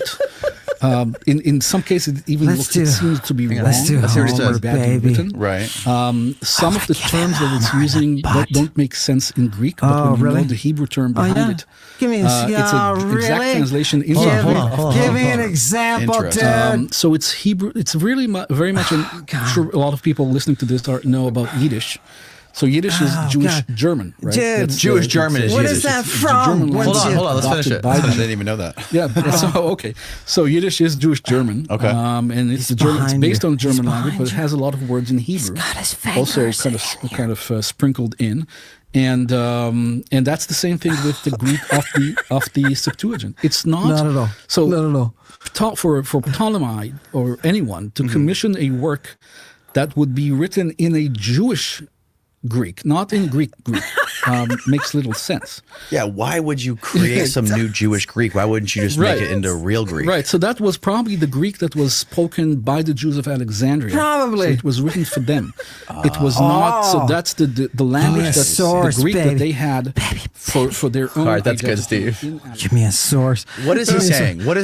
Bullshit. That was bullshit. Can you for a second try to elucidate or clarify his position and what he's saying for people that are listening to this and they're confused as right now? His position is can you clarify his position? Yeah, it's flim-flam. There is no Jewish Greek. Just like there's no Italian Greek, there's no Turkish. But why Greek. Is he saying that the Septuagint is Jewish Greek? How is it different? I don't know, because he's trying to pull the authority. Right? He's trying to say, you really can't read this text because it's not Greek, it's something else. Oh, no, it's beautiful. But it is Greek. It's beautiful Hellenistic Greek, and I would put it at the level, compared to people like Callimachus. It's hard because he's so elevated, right? The prophets, the prophetic writings that are there. Remember, prophetes is a Greek term, right? Mm-hmm. The prophets that are there. They're reaching I'd say a mid-level 5 or 6. I give it a 5 or 6. So it's not up to the standard of the museum. It's not up to the standard. So we were talking before we started about the Koine Greek. Koine Greek is like McDonald's hamburger Greek, and then you have Aristotle, which is like a Wagyu fillet or like a tomahawk ribeye, like a prime rib. I would put Aristotle just a little. I wouldn't put him at the top. No. So where on that range, on that scale, is the Septuagint Greek? About a 5. It's somewhere in halfway. Yeah. It's okay. It's very I I could not watch that again with a straight face. Well, and and Kip Davis mentioned in the comments that something I agree with, that the term Jewish Greek is unfortunate that he used it. I think he's using it because he's trying to speak to a lay audience and communicate the scholarship in a way. Like if he had used the term Semitized Greek that you find in literature, that would have been hard to understand, right? So I think what he's using Jewish Greek as a term for that to describe Semitized Greek, which is Greek that has the flavor of the Semitic language speaking, Aramaic speaking, or Hebrew speaking translators. And his analogy is to Yiddish, which he says is German or German Hebrew. But Yiddish is a hybrid language, right? It is a a Creole kind of like between German and Hebrew.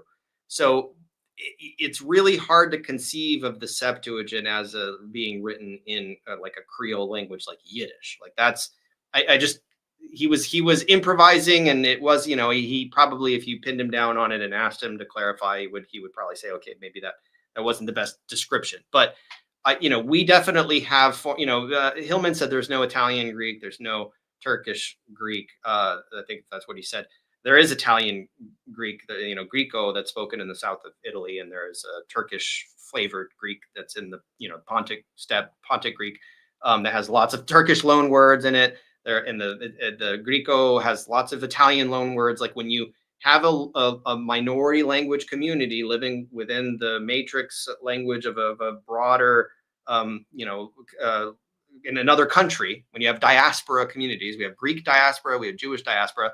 The Jewish diaspora will inevitably learn the matrix language of whatever country they're living in, but it will have some interference with their native language that will make it a Jewish variety of that language. So Semitized Greek tends to be the term. And then it's just debatable whether, like when we find Semitized Greek in the New Testament, in particular in the book of Revelation, which seems to be written by somebody who is not a native Greek speaker, then you have to make judgment calls about like, okay, well, when you find language that seems, compared to other Gentile non-Greek authors writing in Greek, we get language that has, for whatever reason, due to translation interference or just the sort of flavor of the language, the Jewish flavor of Jewish Greek, right? Like if we're going to call it that, Is it because they're really struggling to find the right way to express it in Greek, and it's coming out like that, or is it just what the community spoke in? Is it just the language of those Jews in Alexandria? And we have that in America. Like, we have people in America. I was talking with Zach Miller about this recently, and he interviewed me on What Your Pastor Didn't Tell You. And the example I gave was, we, like you and I, may say things like, I was schlepping my suitcase through the airport, and but I could say that jokingly, like I like that word, schlep, right? It's like a Yiddish word, but I probably wouldn't say I was schwitzing while I was schlepping my suitcase through the airport, right? Like, that would be a little too much, right? Because I'm a goy.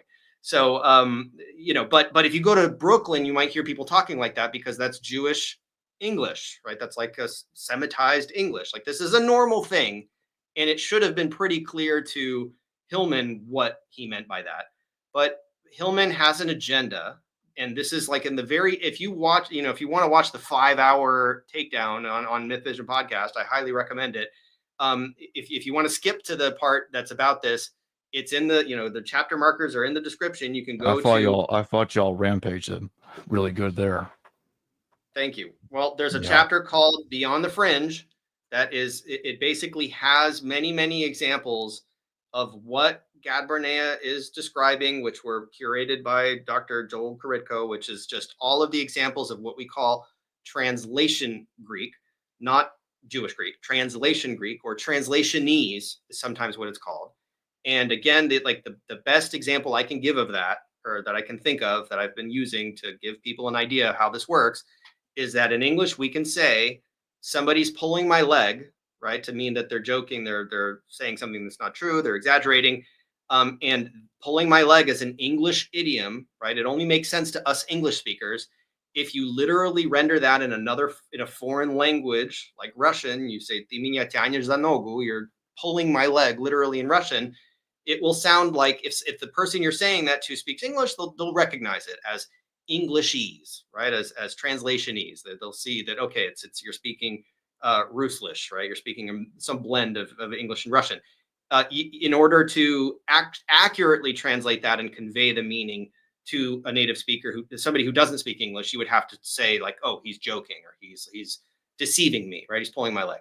That is what phrase after phrase, like when you encounter things like pulling my leg that literally don't make sense in the matrix language in Greek, that's what the Septuagint is doing. That's what Gad Barnea is describing as Jewish Greek. It's these phrases that just don't quite resonate to a native speaker of Greek who would just not use these redundancies like anthropos. We have lots and lots of examples of those in the 5-hour video.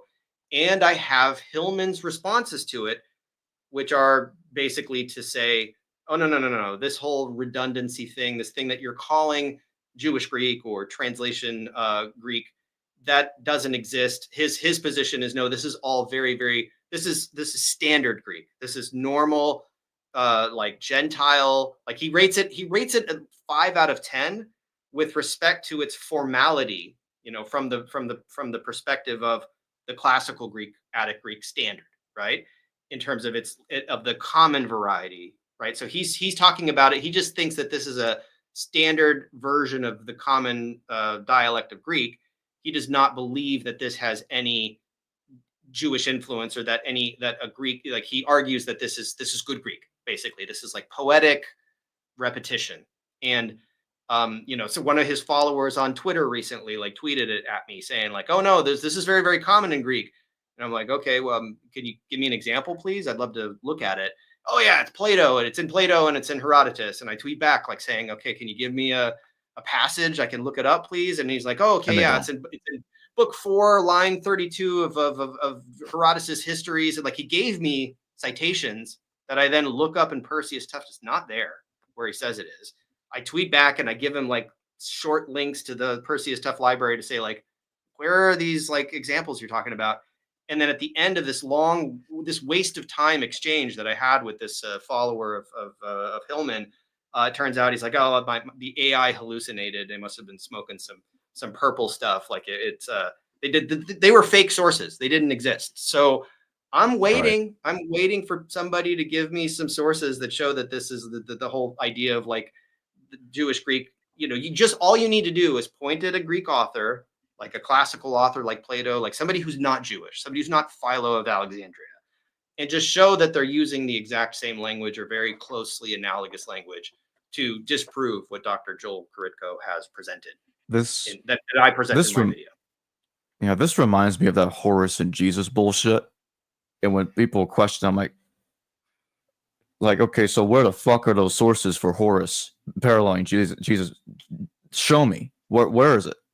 Where's the 12 disciples, born of a virgin, all the other crap? You can't do it. And if you ask ChatGPT, but if you ask an AI model, hey, I need to refute this person with some sources. Can you find, can you give me some sources for this and this and that? It will give you sources. Like, it's programmed to make you happy. So for all the people who are like trying to, disprove some of this with ChatGPT, you got to be very, very careful.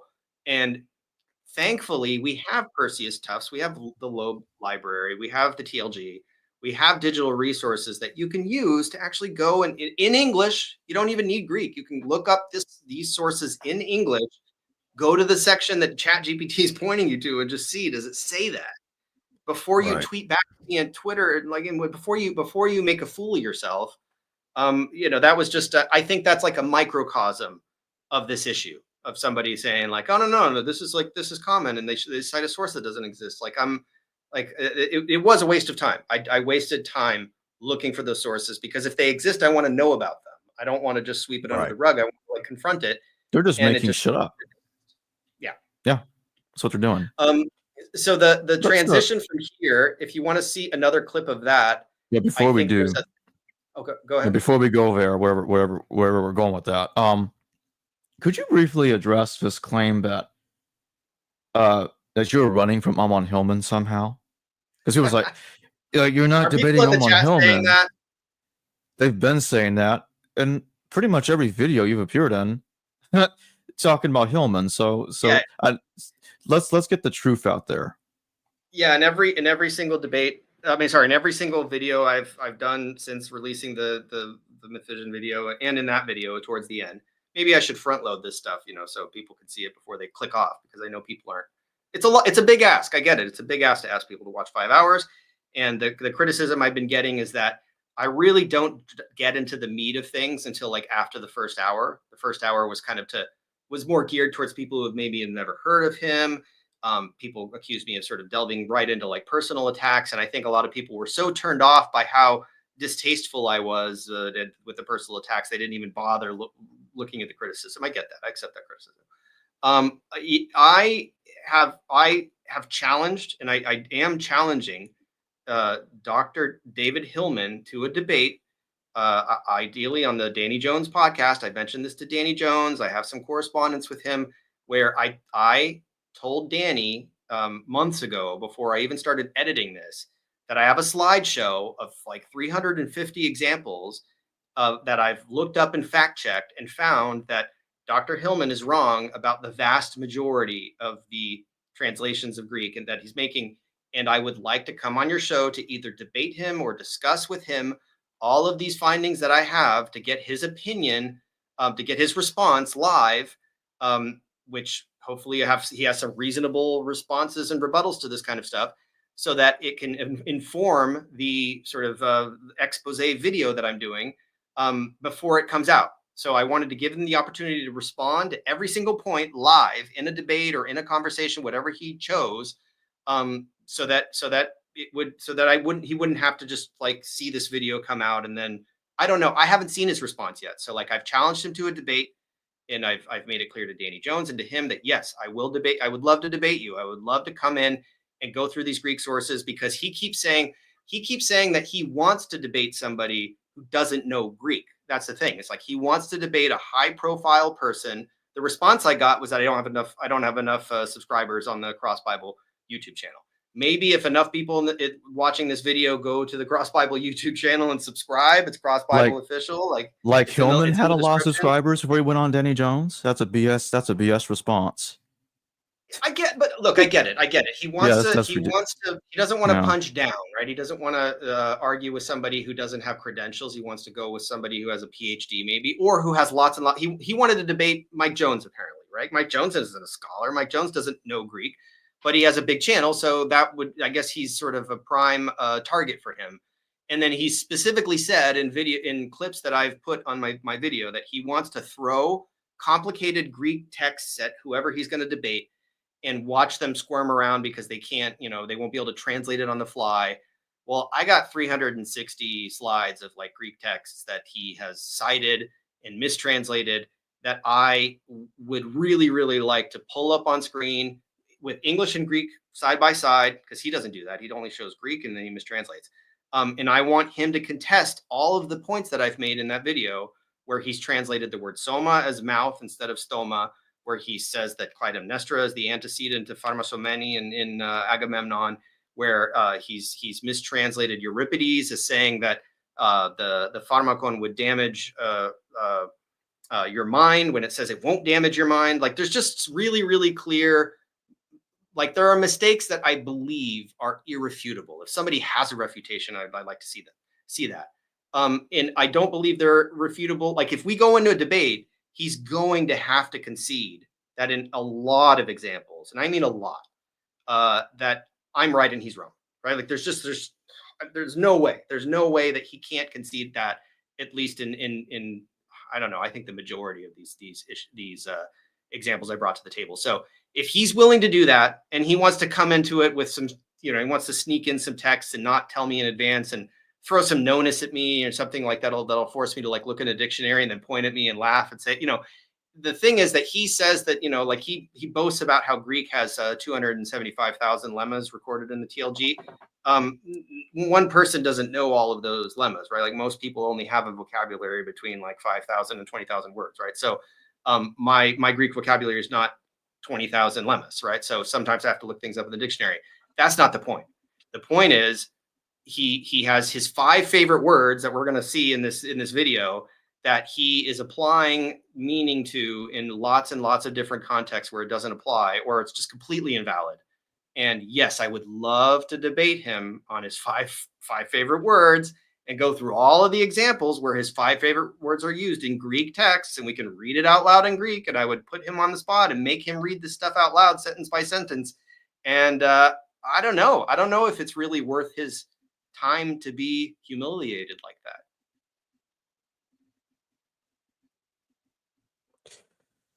Yeah, I think he's potentially using Danny Jones as a kind of a scapegoat. Like, he's gonna do is he's putting out this idea that I'm challenging everybody to debate me, and then everybody's running from me, and he's trying to paint that narrative. Because I think he, in the back of his mind, he doesn't really want a debate, but he wants to make a scene to make it look like that people are running from him. Yeah, and he's going to use Danny Jones to do that. And he's probably not going to agree to go on someone else's show to do a debate. He's going to exclusively force it to go through Danny Jones so he can use him as a scapegoat so the debate doesn't happen. Well, and he probably doesn't really want to debate Wes Huff, who I don't think is like the best debate opponent. I question some of the, his. Yeah, I'm not sure how well that would go.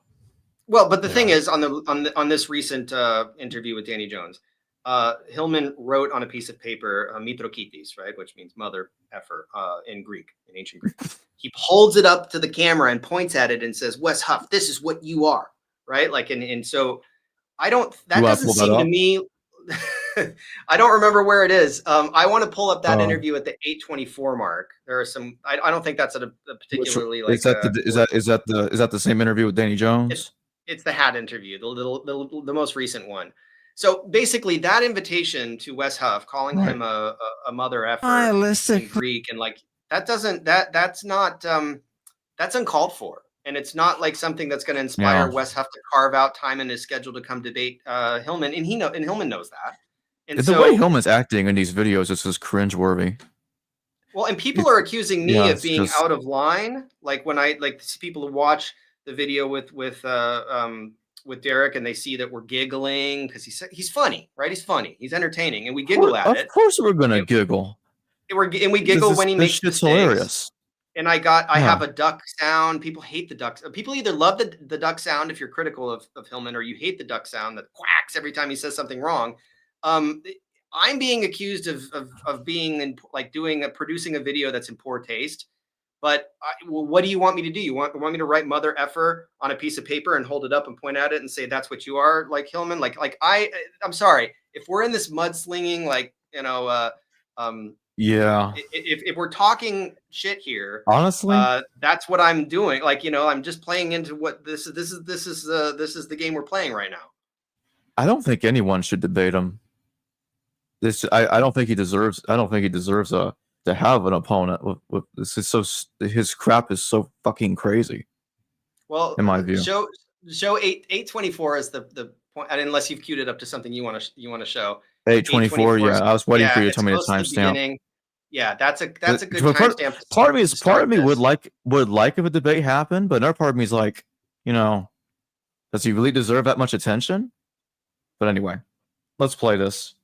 Oh God, I love it. So last time you were on here, the first show we did, I made it clear up front that I wasn't prepared for the conversation we had. Although I read your book and I listened to your podcast with Hamilton, but like going back to like how I started the conversation to explaining your performative way of teaching this stuff, it has inspired me to be fascinated in these things and continue to dive down this rabbit hole. And I've invited like half a dozen people on the show since to either corroborate what you're saying or shut down what you're saying, or at least show some sort of counter evidence or give me some more context to what you're saying, because there's nobody else that's saying what you're saying. Yeah. You can, or at least I can't find it. Right.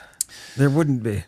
So, and that's like a common thread on this show. I will typically have people on here that will say something, right? There wouldn't be. Nobody out there is saying what you're saying, and his response is there wouldn't be. What does that tell you? It's just, I don't have any words. Well, it tells you it tells you he's fringe. It tells you he's fringe, right? It tells you that that's just he has interpretations. There wouldn't be anyone. Now, of course, and this is again, I'm being accused of taking him out of context because I show one clip from the original interview where Danny asks him what scholars know. I'm sorry, Hillman says, how many scholars do you think know pharmacology? Zero, right? He says zero. Then he says that there's one. Robert Lay, who translated Galen. There's one translator of Galen. Now in this interview, he says there's a few. There are a few who are translating medical literature. So he's kind of opening up the valve a little bit to the idea that there are scholars out there who know the medical literature. But if you skip to the 11-minute, 20-second mark, so a couple minutes after this, where they are discussing the fact that nobody will debate him and nobody corroborates him, and that Carl Ruck supposedly. You said 11 minute what? 11 minutes and 20 seconds. And also let me say this, I spoke to Carl Ruck a couple of hours ago. Carl Ruck called me. Yeah. And I'm not going to disclose what's in the conversation because, Carl Ruck's a little concerned about, his personal connection and relationship with Hillman. I've spoken with Carl Ruck. I've spoken with Dennis McDonald. I've spoken with a few other scholars who have watched the video, or at least enough of it to get a good impression of what the direction is, right? I've pointed these scholars to the mistranslation section of the video, and I've asked them to provide corroboration or endorsements of my handling of the Greek against Hillman's handling of the Greek. And so far, I have not had any constructive criticism from any scholars, including Carl Ruck, against anything I've said about Greek in particular. So even though I have a long list of comments from Hillman's followers saying that I'm incompetent, don't know what I'm doing, only know modern Greek, blah, blah, it's endless, right? The negativity that's being directed towards me for not having a PhD, or etc. I am actively collecting endorsements from people who do have PhDs, who do have specialties, and who are classicists and who are scholars of Greek and scholars of the New Testament, who have all, at this point, nobody has really picked anything apart. Nobody's given me any negative feedback. It's all been positive. It's all been positive in the sense that, yes, it's legit and it's correct, right? if somebody in the comments wants to, like point out a mistake that I've made based on Greek, like point at a lexicon, point at something, some translation I've made. I have an error section in the description of the Myth Vision video, correction section, with timestamps to the places where I said things a little wrong, right? Like I said that Nonus uses the term theitokos throughout Dionysiaca, but then I only have one example on screen from Dionysiaca, and I have the other examples from his paraphrase of John, right? I misspoke, right? I misspoke. That's in the correction. That's timestamped, right? So I would love for somebody to please like point out my error, tell me where it is, point at a translation, and and give me something to work with, please. And I'll put it in that correction section. That I'm very open to that. I want to be corrected. It's just that all the PhDs I'm talking to so far to get these endorsements, like nobody's offering that. So if one of Hillman's Greek students wants to roll up his sleeves and point that out, be my guest.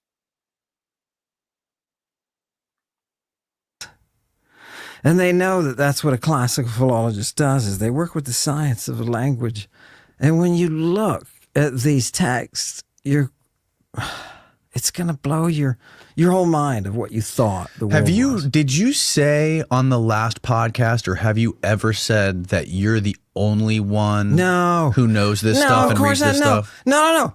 Any classicist, and there's a few who have started studying Galen, right? Any classicist can come to you and say, hey, the sources that he's talking about, like Nero's arch-physician that's in Galen, that talks about the drugs that are being used in the death rites, him. And they can look it up. They can go, they're classists, they can go look it up, they can check the Greek out. Right. Now, classical departments have been falling behind. And that's why it's particular to me. That's why you don't have hundreds of people coming up and saying, oh my God, did you know Christ is a drug? Right. Right? You don't have people doing that. So your guys at Harvard or Yale, those people are smart enough to know that I'm just talking text. And they can tell whether or not I'm a trained classical scholar, right? What you call a philologist. Is that dude a classical philologist? They can tell. Right. And unfortunately, the fakers and the phonies can tell as well. And that's why when you invite people and they don't come, it's because they're unable to. One of the people that you invited is now on a big show. Correct? Oh, yes. Yeah, because he did a debate with somebody that blew up. Right. And he's not here now. No, he's not here. No. But in all fairness, he's a very busy guy. He had a lot of stuff going on in his life, and you get a call from that show, and you kind of have to do it. Yeah. But yeah, that's sad. It's a shame. But the way I understand it is there's like the Bible, and then there's Christianity. That is like this veneer that people don't like to look through. They don't like to look past that. But behind that, there's a whole nother universe of history with all this other stuff, from poetry to comedy to musical stuff to philosophy. So I don't know how do you interpret this whole idea? This is like I'm getting these accusations, right, that I'm taking them out of context, even though I played both clips from the original interview where it's like 0 scholars know pharmacology, but then there's one. And now it's a few. Now it was a few in this video, right, who are starting to translate Galen. There's this wave that's coming up behind us of people who are going to be sort of, who are eventually going to corroborate me if they will look at these, if they'll bring their knowledge of medical texts into the field of biblical studies, and then they're going to see that Christ is a drug, right? But until that, because like it's he wants to play both sides. It's like there are people qualified to corroborate me, but why they wouldn't? Why would they? Right? Why would they corroborate me? Because they're not looking at both. They're not looking at the medical text, and they're not looking like as if that really matters. And he's convinced a lot of people that matters. That knowing, being familiar with medical literature somehow opens up a channel in your mind to now perceive meaning that was imperceptible for 2,000 years of the history of Bible scholarship. And I have people asking me in the comments, have you looked at Dioscorides? Have you looked at Galen? Like, why don't you read Galen? Why don't you watch the video, dude? Like, I have Dioscorides in the video. I have Galen in the video. I have lots of passages of Galen. Some of them just pop up on screen briefly with English and Greek translation to prove a point. Some of them I go into in more detail. I read a lot of Galen preparing for that video and doing my research for Hillman just to see if I could find what he was talking about in those texts. And I can tell you, like, I could spend the next 20 years reading nothing but Galen, and I would never come to this conclusion in Greek, right? Like, and for the record, even though, yes, I do speak modern Greek. I go to Greece all the time and I speak to the locals, right? In modern Greek, I'm fluent. I also study ancient Greek, right? Like, Jacob and I do lessons in biblical Greek. We translate Hellenistic Greek. That is my focus is equally distributed from Homer to the classics, to Hellenistic literature, to Byzantine literature, to modern Greek literature and modern Greek proficiency or fluency, right? Like, I'm not perfect. I've only been doing it for 10 years, not 30 years, but my focus is equally on ancient Greek and modern Greek. I simply don't draw a boundary and say beyond that, I'm just going to ignore modern Greek. I embrace the entire spectrum of the history of the Greek language, and I will not accept the accusation that somehow it's like, oh no, I can't understand ancient Greek. Like, I don't talk about modern Greek in that video. It's 5 hours of me dissecting ancient Greek texts. And yeah, my perspective is informed by modern Greek, but it is not based in modern Greek. I do not it's a weird accusation to make from people who don't really understand the difference between ancient Greek and modern Greek. The accusation that Ammon made, and we went over this when we were in San Diego in the first video, with Dennis. Ammon says that all translators are wrong. Mm-hmm. All of them are wrong. Only he's right. Well, at least with respect to those passages, so, right? Yeah, and although I wonder if he might be trying to take it further than that. But in any case, people have to understand that his view about Christ being a drug, and he's connecting it to Creole. He's like, okay, notice that his claim that Septuagint is the first Bible, actually ties into this, because he's trying to get rid of Hebrew or Aramaic transliterations in the Bible. It's like, oh, that doesn't exist. It's just, it started out as Greek, as the original Greek composition. So that way, Christos can not be, so that way he can say Christos is derived from Creole, and it has no connection to the Hebrew Mashiach in any way. There's no connection to that. So he would say Messiah. that the Hebrew, would say that the Hebrew Mashiach is translated from Christos. He would just say that it went in that right. trajectory. But what he does is he backflips it and says that in Hebrew it was redefined, because they said that they have it meaning Messiah and not a drug, whereas it originally meant a drug. But it screws up. I think it screws up his argument if he were to concede that the Septuagint is a translation. This element alone, that's never mind all the. It's a cornerstone. Yeah, that's kind of the way I probably didn't articulate it completely the way I wanted to, but I think you get what I'm trying to say. Well, I don't want to put words in his mouth. There's a couple other timestamps that address this exact topic. We just did 1120, right? Did we do 1120? Is that the one we? Yeah, we did. Where else do you want to go? So go to 1820, and now we're getting into the whole Christ thing. 1820, and then we'll skip to 3210. Bit for you. There are 5 words in Greek, ancient Greek. They are the most prominent words that you're going to hear in Christianity. And those 5 words are all drug terms. They're all drug terms. Are you ready? Christ, Savior, baptism, mystery, and what's the 5th? Resurrection? No. Oh God, I forgot the fifth. I'll think of it. It'll come to you. It'll come to you. Where's that? Too much tobacco. I need some more of the tobacco These are his 5 favorite words. to jog my memory. But all of those gospel. See, it works. Gospel, gospel. People don't realize it. That's the beautiful one. Can I? Of course. Please. Of course. Yeah. Sorry. Tobacco. Yay. What is the? Oh God, where's my lighter paper? It's there, isn't it? How can is it you, under this? There it is. There it is. Under the Pope hat. It's under my hat. Gospel. People don't realize that the word gospel is the word that you use when a drug is given to a person. It's the drug's efficacy. The gospel is what brings you salvation.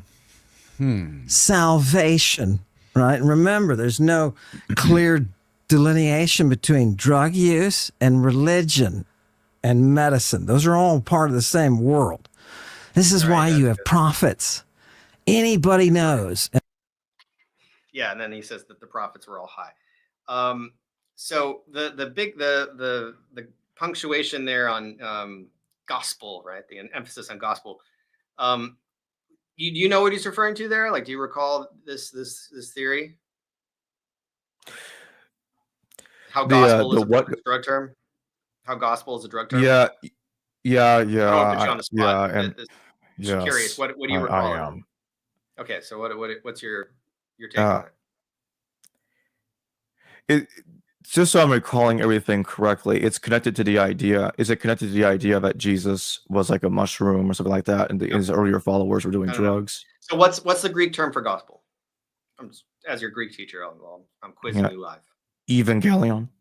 Yeah, evangelion, right? Some people will say evangelion, but it's evangelion, right? This is like the prefix that means good, right? Angelos or angelo. Angelo is a verb, which means what? News. Well, angelo is a verb, so it means to announce, right? To deliver news. To announce, yeah. Right. That's what I meant. Evangelion, it means good news. Okay. Right. And that is the good news about, Jesus's sacrifice for our sins and his resurrection, like the whole kit and caboodle is the Christian gospel, right? And later that applies to the books that are written in the biographies of Christ or gospels as well. So that's evangelion. That is a Greek term that pre-exists Christianity. It was just, you were delivering good news, or it was the reward of good news to the reward given to the person who brings you good news. It's another subset of that. And it's in the classical period. This is a pre-Christian Greek term that gets applied in Christianity to something very special, evangelion. Now, what he is claiming is that the term epangelia, which is epi, the prefix epi, like on above, and then angelia, it means promise, right? You'll find it in the Bible. You'll find it all throughout Greek literature. In most contexts, it refers to a promise, epangelia. It is related. It has that root in there, angelo, right? And we have, angelos is a messenger, right? So or an angel, a divine messenger. So there's definitely a valid point to be made that these terms are related. But what Hillman does, and this is flat out wrong, unsupported by the entirety of Greek scholarship and just nobody who actually knows Greek would ever support this. His view is that the prefix epi above and the prefix eu, the ev, which is the good, right? That these are interchangeable. That you can sort of you can prefix a word, a noun with eu to mean good, and that you can prefix the word with epi, and that they will basically create different varieties of the same word, and that the term evangelion, gospel, has another variety that is synonymous that means epangelion, which if I were writing that, I'd put an asterisk next to it, because the word epangelion, which he enunciates this, epangelion, that is not a word, okay? It is not in the TLG. It is not in the LSJ. You will not find it on Google. It is not a Greek word, evangelion. If you hear him say it, he is being purposefully deceptive. People really hate the fact that I make fun of his pronunciation, and I agree that maybe I shouldn't, like make fun of somebody's pronunciation. When he says evangelion, the first time I heard it, I immediately wrote Neil, and I was like, Neil, can you ask Hillman where he's getting that? Because I look it up on TLG, it's not there. I look it up on Globe, it's not there. I recognize right away, like I hear it, and I'm like, that's not a word. The word is evangelia, right? The promise. And then in all of the definitions, the sort of subsets of promise, one of them is a medical drug term. And it means the promise of a drug or the efficacy of a drug. So again, he is just he's connecting dots that do not connect and saying that the word evangelion is the same word as evangelia.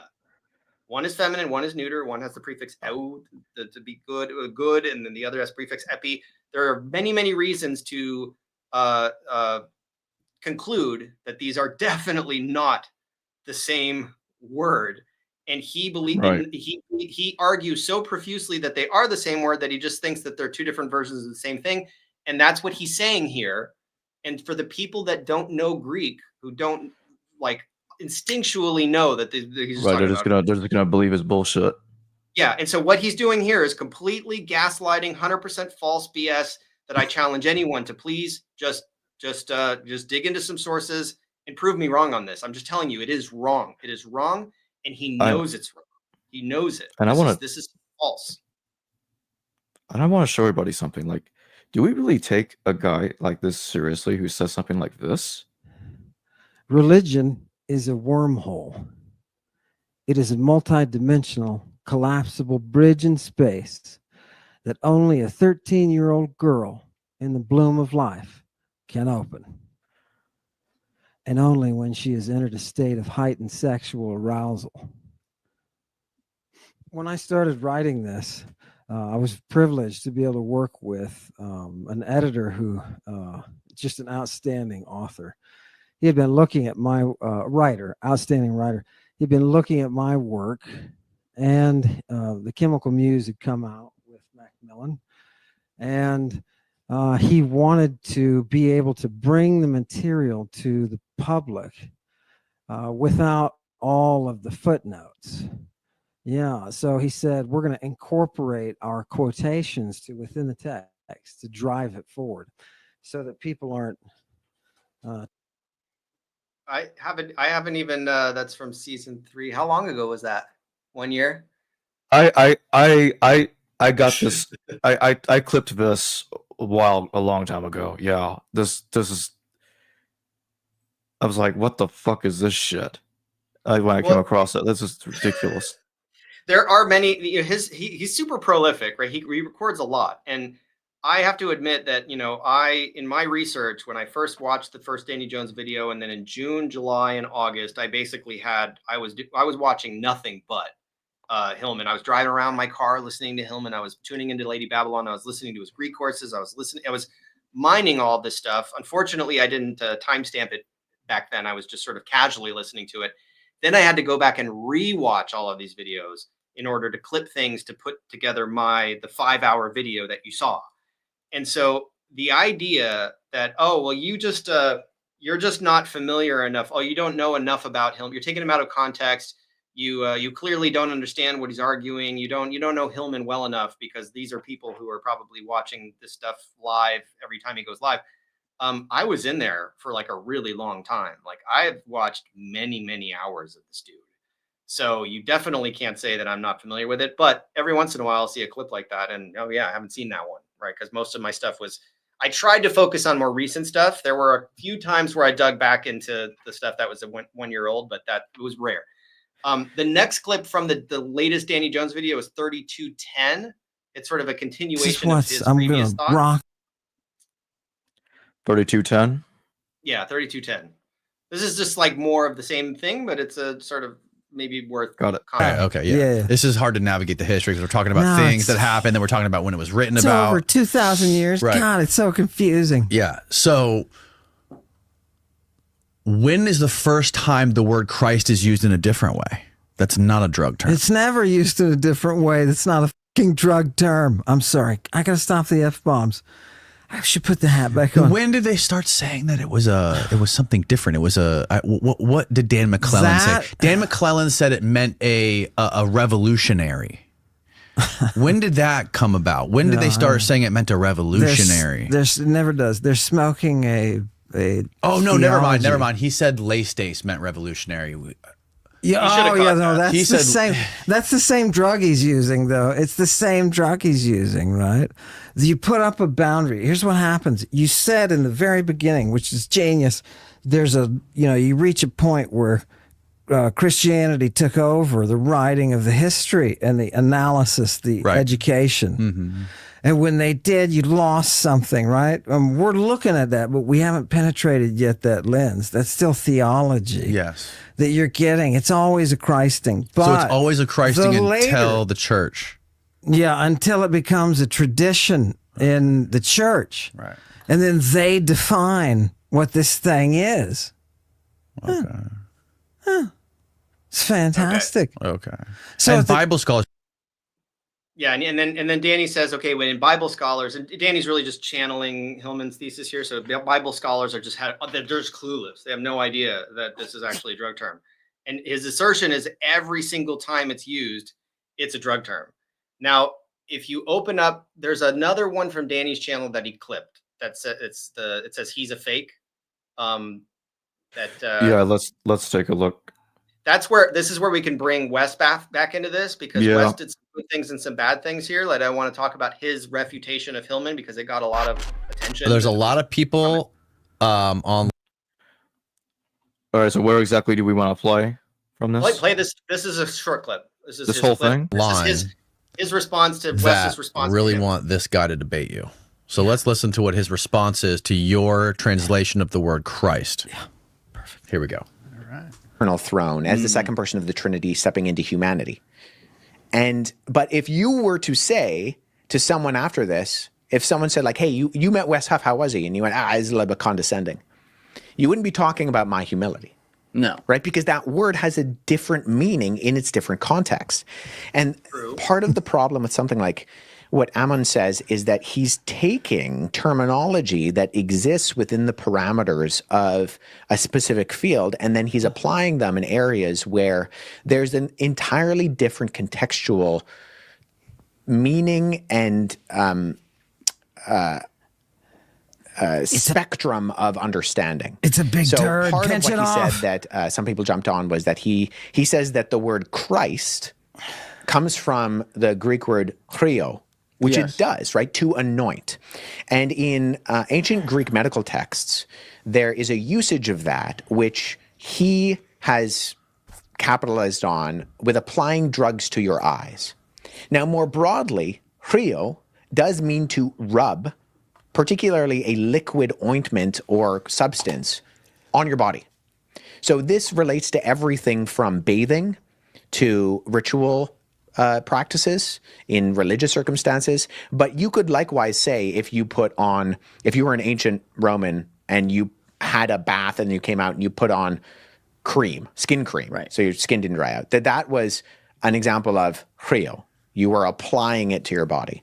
Well, within the religious connotation of Christianity, it is the translation of the Greek word Mashiach, Messiah, which likewise means anointed one, right? There were multiple anointed ones in the Old Testament. It was just a word that was referred to priests or kings and had a very specific connotation in the Mashiach, who would come and be different. And the Greek translation of that, which both the Greek translation of the Old Testament and in the New Testament both use, is Christ. Why? Because it means anointed one. So Ammon takes that and he says, well, in this very specific instance, in this stream of classical medical literature, it means to apply a drug to your eyes, specifically in related to not the bot fly. What does he say? The bot fly. He relates it to a fly.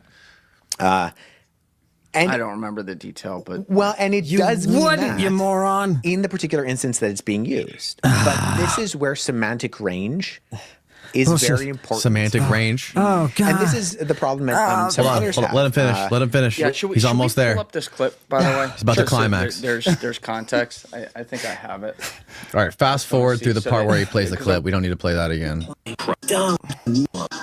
Okay, there. Not says there, but you're saying that like he's stretching some of his knowledge on the pharmacological history of language and bringing that into, say, Jesus's lexicon and how he says things. Yeah. So there's two sort of terms that are used specifically within biblical studies, but this applies to anything within the ancient world where we're trying to come up with translations in deriving meaning. The first is there's a discipline called hermeneutics, and hermeneutics is this interpretation. It's the methodology of interpretation that we use on a particular text. Before hermeneutics is exegesis, and exegesis is a Greek word that literally means to bring out. Right, the opposite would be eisegesis, to read into. So when you're exegeting something and you're looking at an ancient language, you're trying to get at the author's intention by different levels of contextual application. He's pulling the demon out of you. Stop! You're trying to stop! I can't take it. You look like you're going through an exorcism right now. Steve, Is stop! Wes Huff pulling the devil out of you right now? God! He's Oh God! confusing Stop! and It's confusing. so Haven't you bad. ever heard of hermeneutics? It's realms of how we do. Stop. You're trying to get to the intention of the author. No, you're not. You're reading an ancient language. Ammon, you're pulling out a specific context in Galen's medical text and trying to apply it to everything across the board, which is intellectually dishonest. Here's the problem. I'm not pulling it out of Galen. Does Galen have it? Yes. Fucking Euripides has it. He gets a sex drug that is a Christ. One of the characters asks, is it a Christ? This is not from the medical. This is from everything. Everything, Wes Huff, you fucking fake. Yeah, this is why he wouldn't face me. I can tell you right now, and I can tell your audience. Your audience must know. This man does not really read Greek. What is he, finishing his PhD? He's finishing his PhD. Yeah, he's finishing his PhD in biblical studies. You know what that means? It means he's had a couple of semesters of Greek. Yeah, he was able to say the name Xenophon. That was nice. Dude, does he read ancient Greek? No. That's why what comes out of his mouth is theological bullshit. This is not a craftsman. This is not a skill. This is theology taking you into a back alley. And what's your takeaway from that? He's trying to make, at this point, he's just trying to make Greek fit his paradigm, the entire thing. Because we look at what he says at the very beginning of the second part with Danny Jones. He talks about how sexy Greek is. He almost acts like it's his girlfriend, or maybe that he's even married to it. And when you put that together, what he just said, just the nonsense that just came out of his mouth, he's allowed his irrational view to just overcome reality when it comes to Greek. Well, he does say that.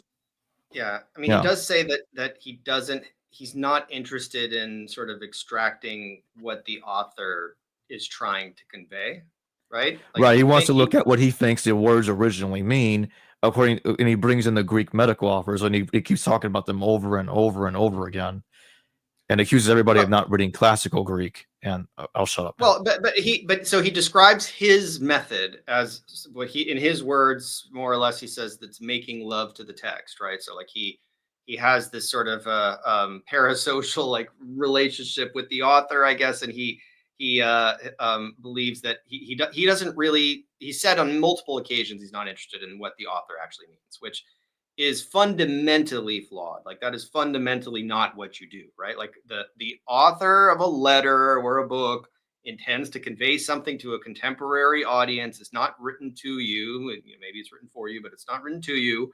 It's written to somebody else at a different time, speaking a different language. and they intend to convey something, and they know that the recipient's going to read it and they're going to interpret it a certain way, ideally the way that the author wants them to interpret it, right? So if I send you an email, I intend on you to interpret a certain meaning. You could misconstrue it, but if someone discovers it 2,000 years later and reads it, they better have some tools to extract what I meant to convey to you and not just make up stuff about it. I think that Wes Huff's explanation here was generally correct, but you can tell that he's improvising, right? He watched a few clips. He clipped one of them for his channel. He did, I don't think that what Wes Huff did in response to Hillman was particularly helpful. Do you have the Huff's short refutation of Hillman, like that short video that he did? I believe I do. Let's find it. It's in a similar vein. And I think it's a good lesson to see, if you're going to shoot from the hip to refute this stuff, what's the best way to go about doing it? How should we do it if we're determined not to do any research, right? If we're determined not to look up. All right, it's in this video. I have the whole original. No, not in this one. It's Huff's short refutation. It's a short. It's I can pull it up real quick. It's one of the ones. Just show me where it is. Just show me where it is, and I'll just download it. Where is it? It's I'll message it to you. I found it. Let me just. Yeah. I already found it. It's kind of more of the same. It doesn't add a whole lot to the discussion. No, just give me a second, and I'll hold on.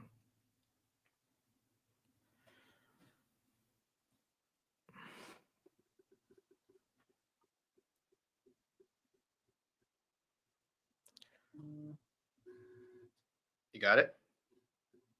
Yeah, it's just the app that I'm using had a little bit of trouble for a second. Here we go. Okay, well, it's downloading. It'll just take a split second. Yeah. It's already done. So let me just.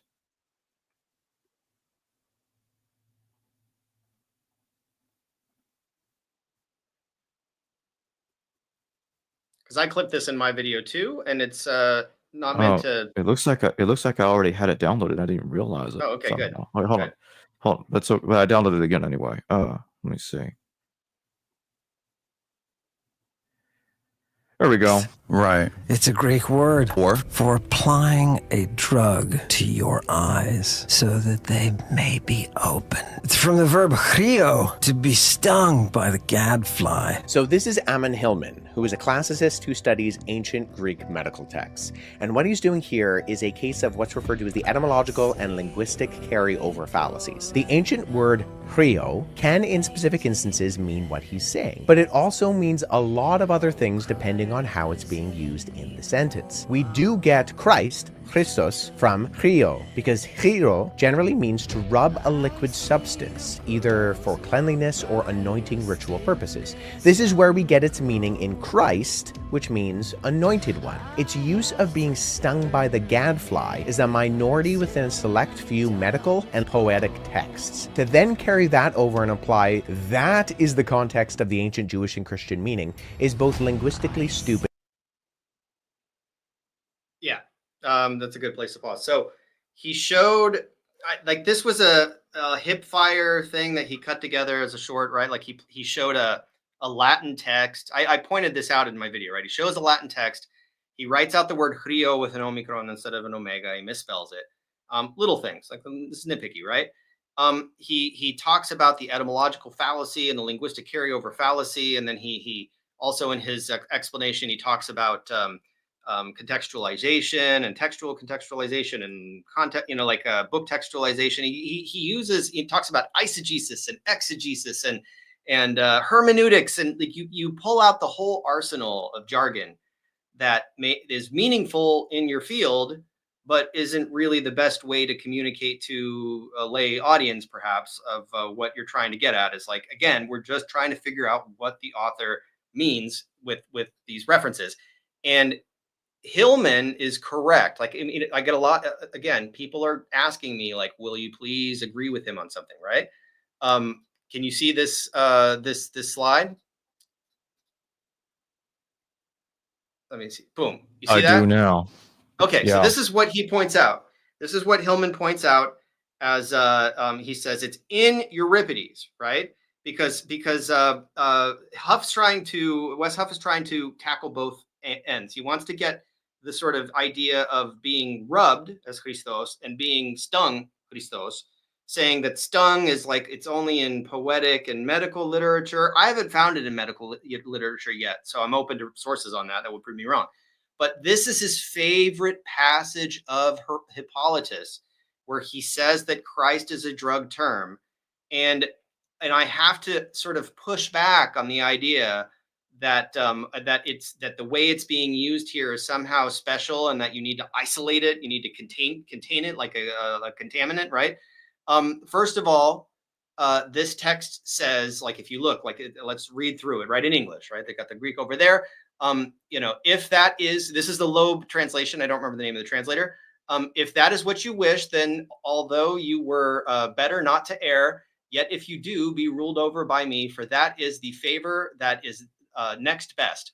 I have love medicine, right? Thecteria erotos, love medicine within the house. So it's a spell, it's a love potion, right? I just thought of it this very moment. So the nurse, Phaedra's nurse, has a love spell, a love charm that will free you from this malady without disgrace to you or harm to your mind. Right now, Hillman, at one point in the video, I point out that he sees the word vlavifrenon, and he concludes that this is a drug that they are going to give, that they're going to administer to Hippolytus to make him fall in love with Phaedra, and that it's going to damage his mind. That's the way Hillman translates it in the video. And as I point out, as the English translator here takes note, there is the negation here, ute, which means not. So it will not damage the mind. And whose mind? It will be not damage Phaedra's mind. So that's one point where he mistranslates this text, even though it's his favorite text. I don't know why he would mistranslate it. He presents it all the time. So if only you do not flinch. We must get some token from the man you love, a lock of hair or a piece of clothing, then compound from the twain a single blessing. And Phaedra asks, this drug, is it an ointment or a potion? And so drug here is pharmakon, right? This medicine or this charm. So she says, potera de Christon, ipoton to pharmakon. Is it Christon? Is it something do I need to apply it to my skin, basically? Or poton, is it a drink? Do I have to drink it to pharmakon? Potera, which kind is it? And her response is, ukitha. I don't know. Strive for benefit, child, not lore. So in the context of Euripides, it's not clear what this thecteria erotos actually is, right? This love potion. It's meant to be ambiguous. We know that it's going to be somehow administered to Phaedra, like she's going to apply it, she's going to drink it. She doesn't know. She's asking the nurse, which is it? Like, well, how do I use this love potion that you're recommending? And her response is, I don't know. And so Hillman really gets a lot of mileage from this. Just this one passage where it says Christon pharmakon, a topical medication, right? In this case, it's a love charm.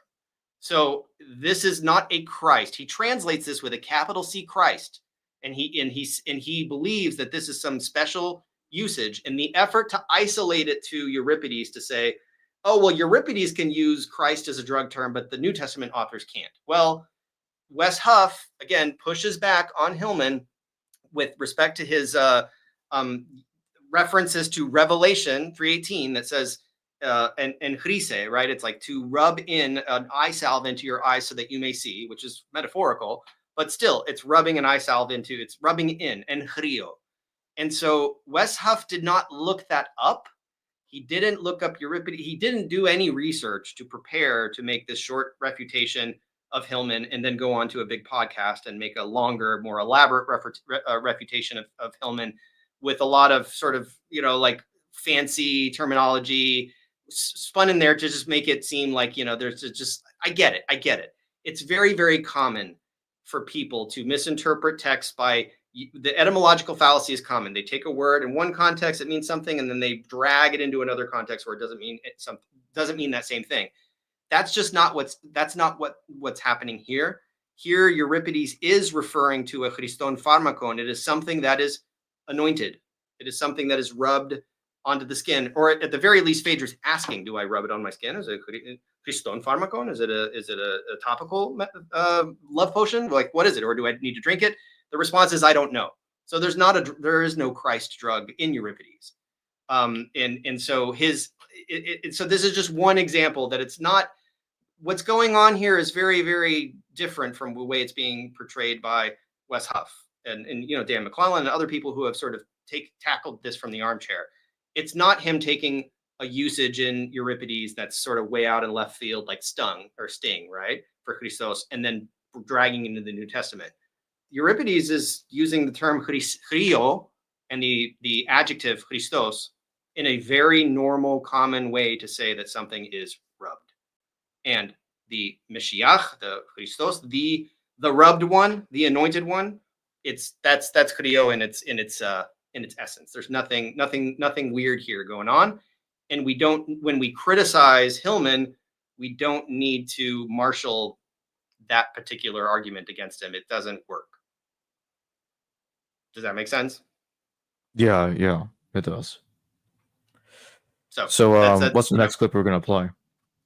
The next one, we're almost sort of wrapped up. I mean, I guess Julian Dory, I think we kind of got through a lot of it. You know what? Let's do the Lady Babylon thing. I want to end on a positive note of something where I can agree with Hillman on something. It's the Lady Babylon clip from 806, where he responds to Wes Huff, responds to this Julian Dory appearance where he uses a lot of these fancy terms. And do you have that one queued up? All right, so you want me to put on the hidden? Yeah. Unveiling the hidden. Oh yeah. Because note, I'm trying to point out when they're right, when they're wrong. Like they're not all wrong and they're not all right. I think it's important to sort of identify what they're getting right and what they're getting wrong on both sides. That was the thumbnail of the video, right? They're both wrong. They're both right too. We have to sort of like acknowledge the gradient here between truth and falsehood. I think that was the this one. is the wrong one. Oh, it is? No, that was what the one. timestamp? You had it. The first one that loaded up. The timestamp is 806, and it's from Dr. Hillman's Lady Babylon 666 channel. And 806. I'm trying to. Well, This is his 759. Do you see it? Welcome to the banquet. No. Are you kidding? I still have much to say, Chewy. I still have much to say, people. Okay, here we go. I want to say another thing. Confusing. Wait, what am I? Okay, look, people, in all seriousness, you heard that was just nothing, right? When you are looking at an ancient language, you are trying to get to the author's intention. No, I'm not. No, I'm not trying to do anything. This man has never made linguistic love. My God. This man is a linguistic monk, right? You've had little experience. I'm sorry to have to do this to you. Get it? Who is this person that we're talking about today? Bring him up just so we can see him. This is the menu. Hello. And where's his name? It's not up there. It's not Wesley, is it? No, I think it's, is it? Huff, that's right. Here you go. Soon to be Dr. Huff, right? Fantastic. Wesley, I've got some advice for you tonight. Don't mess around, man. Don't mess around with people. You don't play games. You don't read text in order to create intention. You read text in order to become one with the source, to understand. If you've done your job as a translator, you've made that transition. You've given that person the ability to step back 2,000 plus years into the shoes of the people who left us those voices. Fantastic. This is Wesley. Wesley, please tell me. Wesley, send me an email and please explain to me, Wesley, what the hell you mean when you say you're trying to read some kind of intention into this. levels of contextual application. I think you're making it up, man. Confusing and conflating. This is now you accuse me of confusing and conflating. What? I can't even listen to you, man. I'm pretty sure, though, that you've got your hand around my backside. I'm pretty sure. Confusing and conflating whole realms of how we do interpretation of ancient languages. You do what? Interpretation of ancient languages? What the hell are you talking about? Do you know what this is, Satanic Congregation? This is not a classical philologist. This is not. And that's the problem. This Wesley has stepped into the arena when he shouldn't have. You got in with a professional, and everything you said was wrong. Everything. I don't think I could have fricked it up any better myself if I had written your lines. Oh my God, people. Give me a couple more. This is my beloved congregation. This is what I don't want you getting. He's going to make a few good points. Ammon has proficiency in. It's good. No. Keep going. I know this one's long, but I want to give him some credit. Where were we at again? I went back. I accidentally clicked the wrong button. Jeez. What's the timestamp? We started at 8:06. I'm sure he gets to some substance around 10 minutes. It's very look. I'm laughing at it because he's super to understand. If you've done your job as a translator, you've made that transition. You've given that person the ability to step back 2,000 plus years into the shoes of the people who left us those voices. Fantastic. This is Wesley. Wesley, please tell me. Wesley, send me an email and please explain to me, Wesley. Pause it. What the hell you put everybody through this again? So I'll summarize the point that he eventually got to, because there's a lot of fantastic stuck in there that just sort of draw things out. Obviously, he repeats himself a lot. It's part of his rhetorical approach. So the assessment, well, first of all, he points out this whole idea of like he's doing interpretation, and like, I already mentioned that I think, Wes Huff could have simplified that a little bit, because we are just simply trying to interpret this text. What he does here, what Hillman, like the thing I have to give Hillman credit for, because I know that this is what a lot of people have been asking me to do, is to point out what I agree with, right? I agree with the notion, with the rebuttal that against what Wes Huff said, that what we're dealing with here is this narrow biblical, koine, kini, dialectos, the koine, the common Greek dialect that is reflected in the New Testament, and to the same extent the Greek Old Testament. That this is just sort of really, this is a very special corner. This is this is something that even though even though Dr. Hillman is very, very proficient in classical Greek, he can't apply that to koine because it's different, right? No, if you have a foundation in classical Greek and you are competent, whether or not Hillman is competent or deceptive, we'll leave that for other people to judge. If you're competent in classical Greek, you should theoretically be able to apply that competence in classical Greek and move sort of down the scale into the common Greek and understand the Bible without any difficulty. Right? That's not the issue here. So we should not be criticizing Hillman from the perspective of he's really, really good at classical Greek, but the Bible's off limits to classicists, right?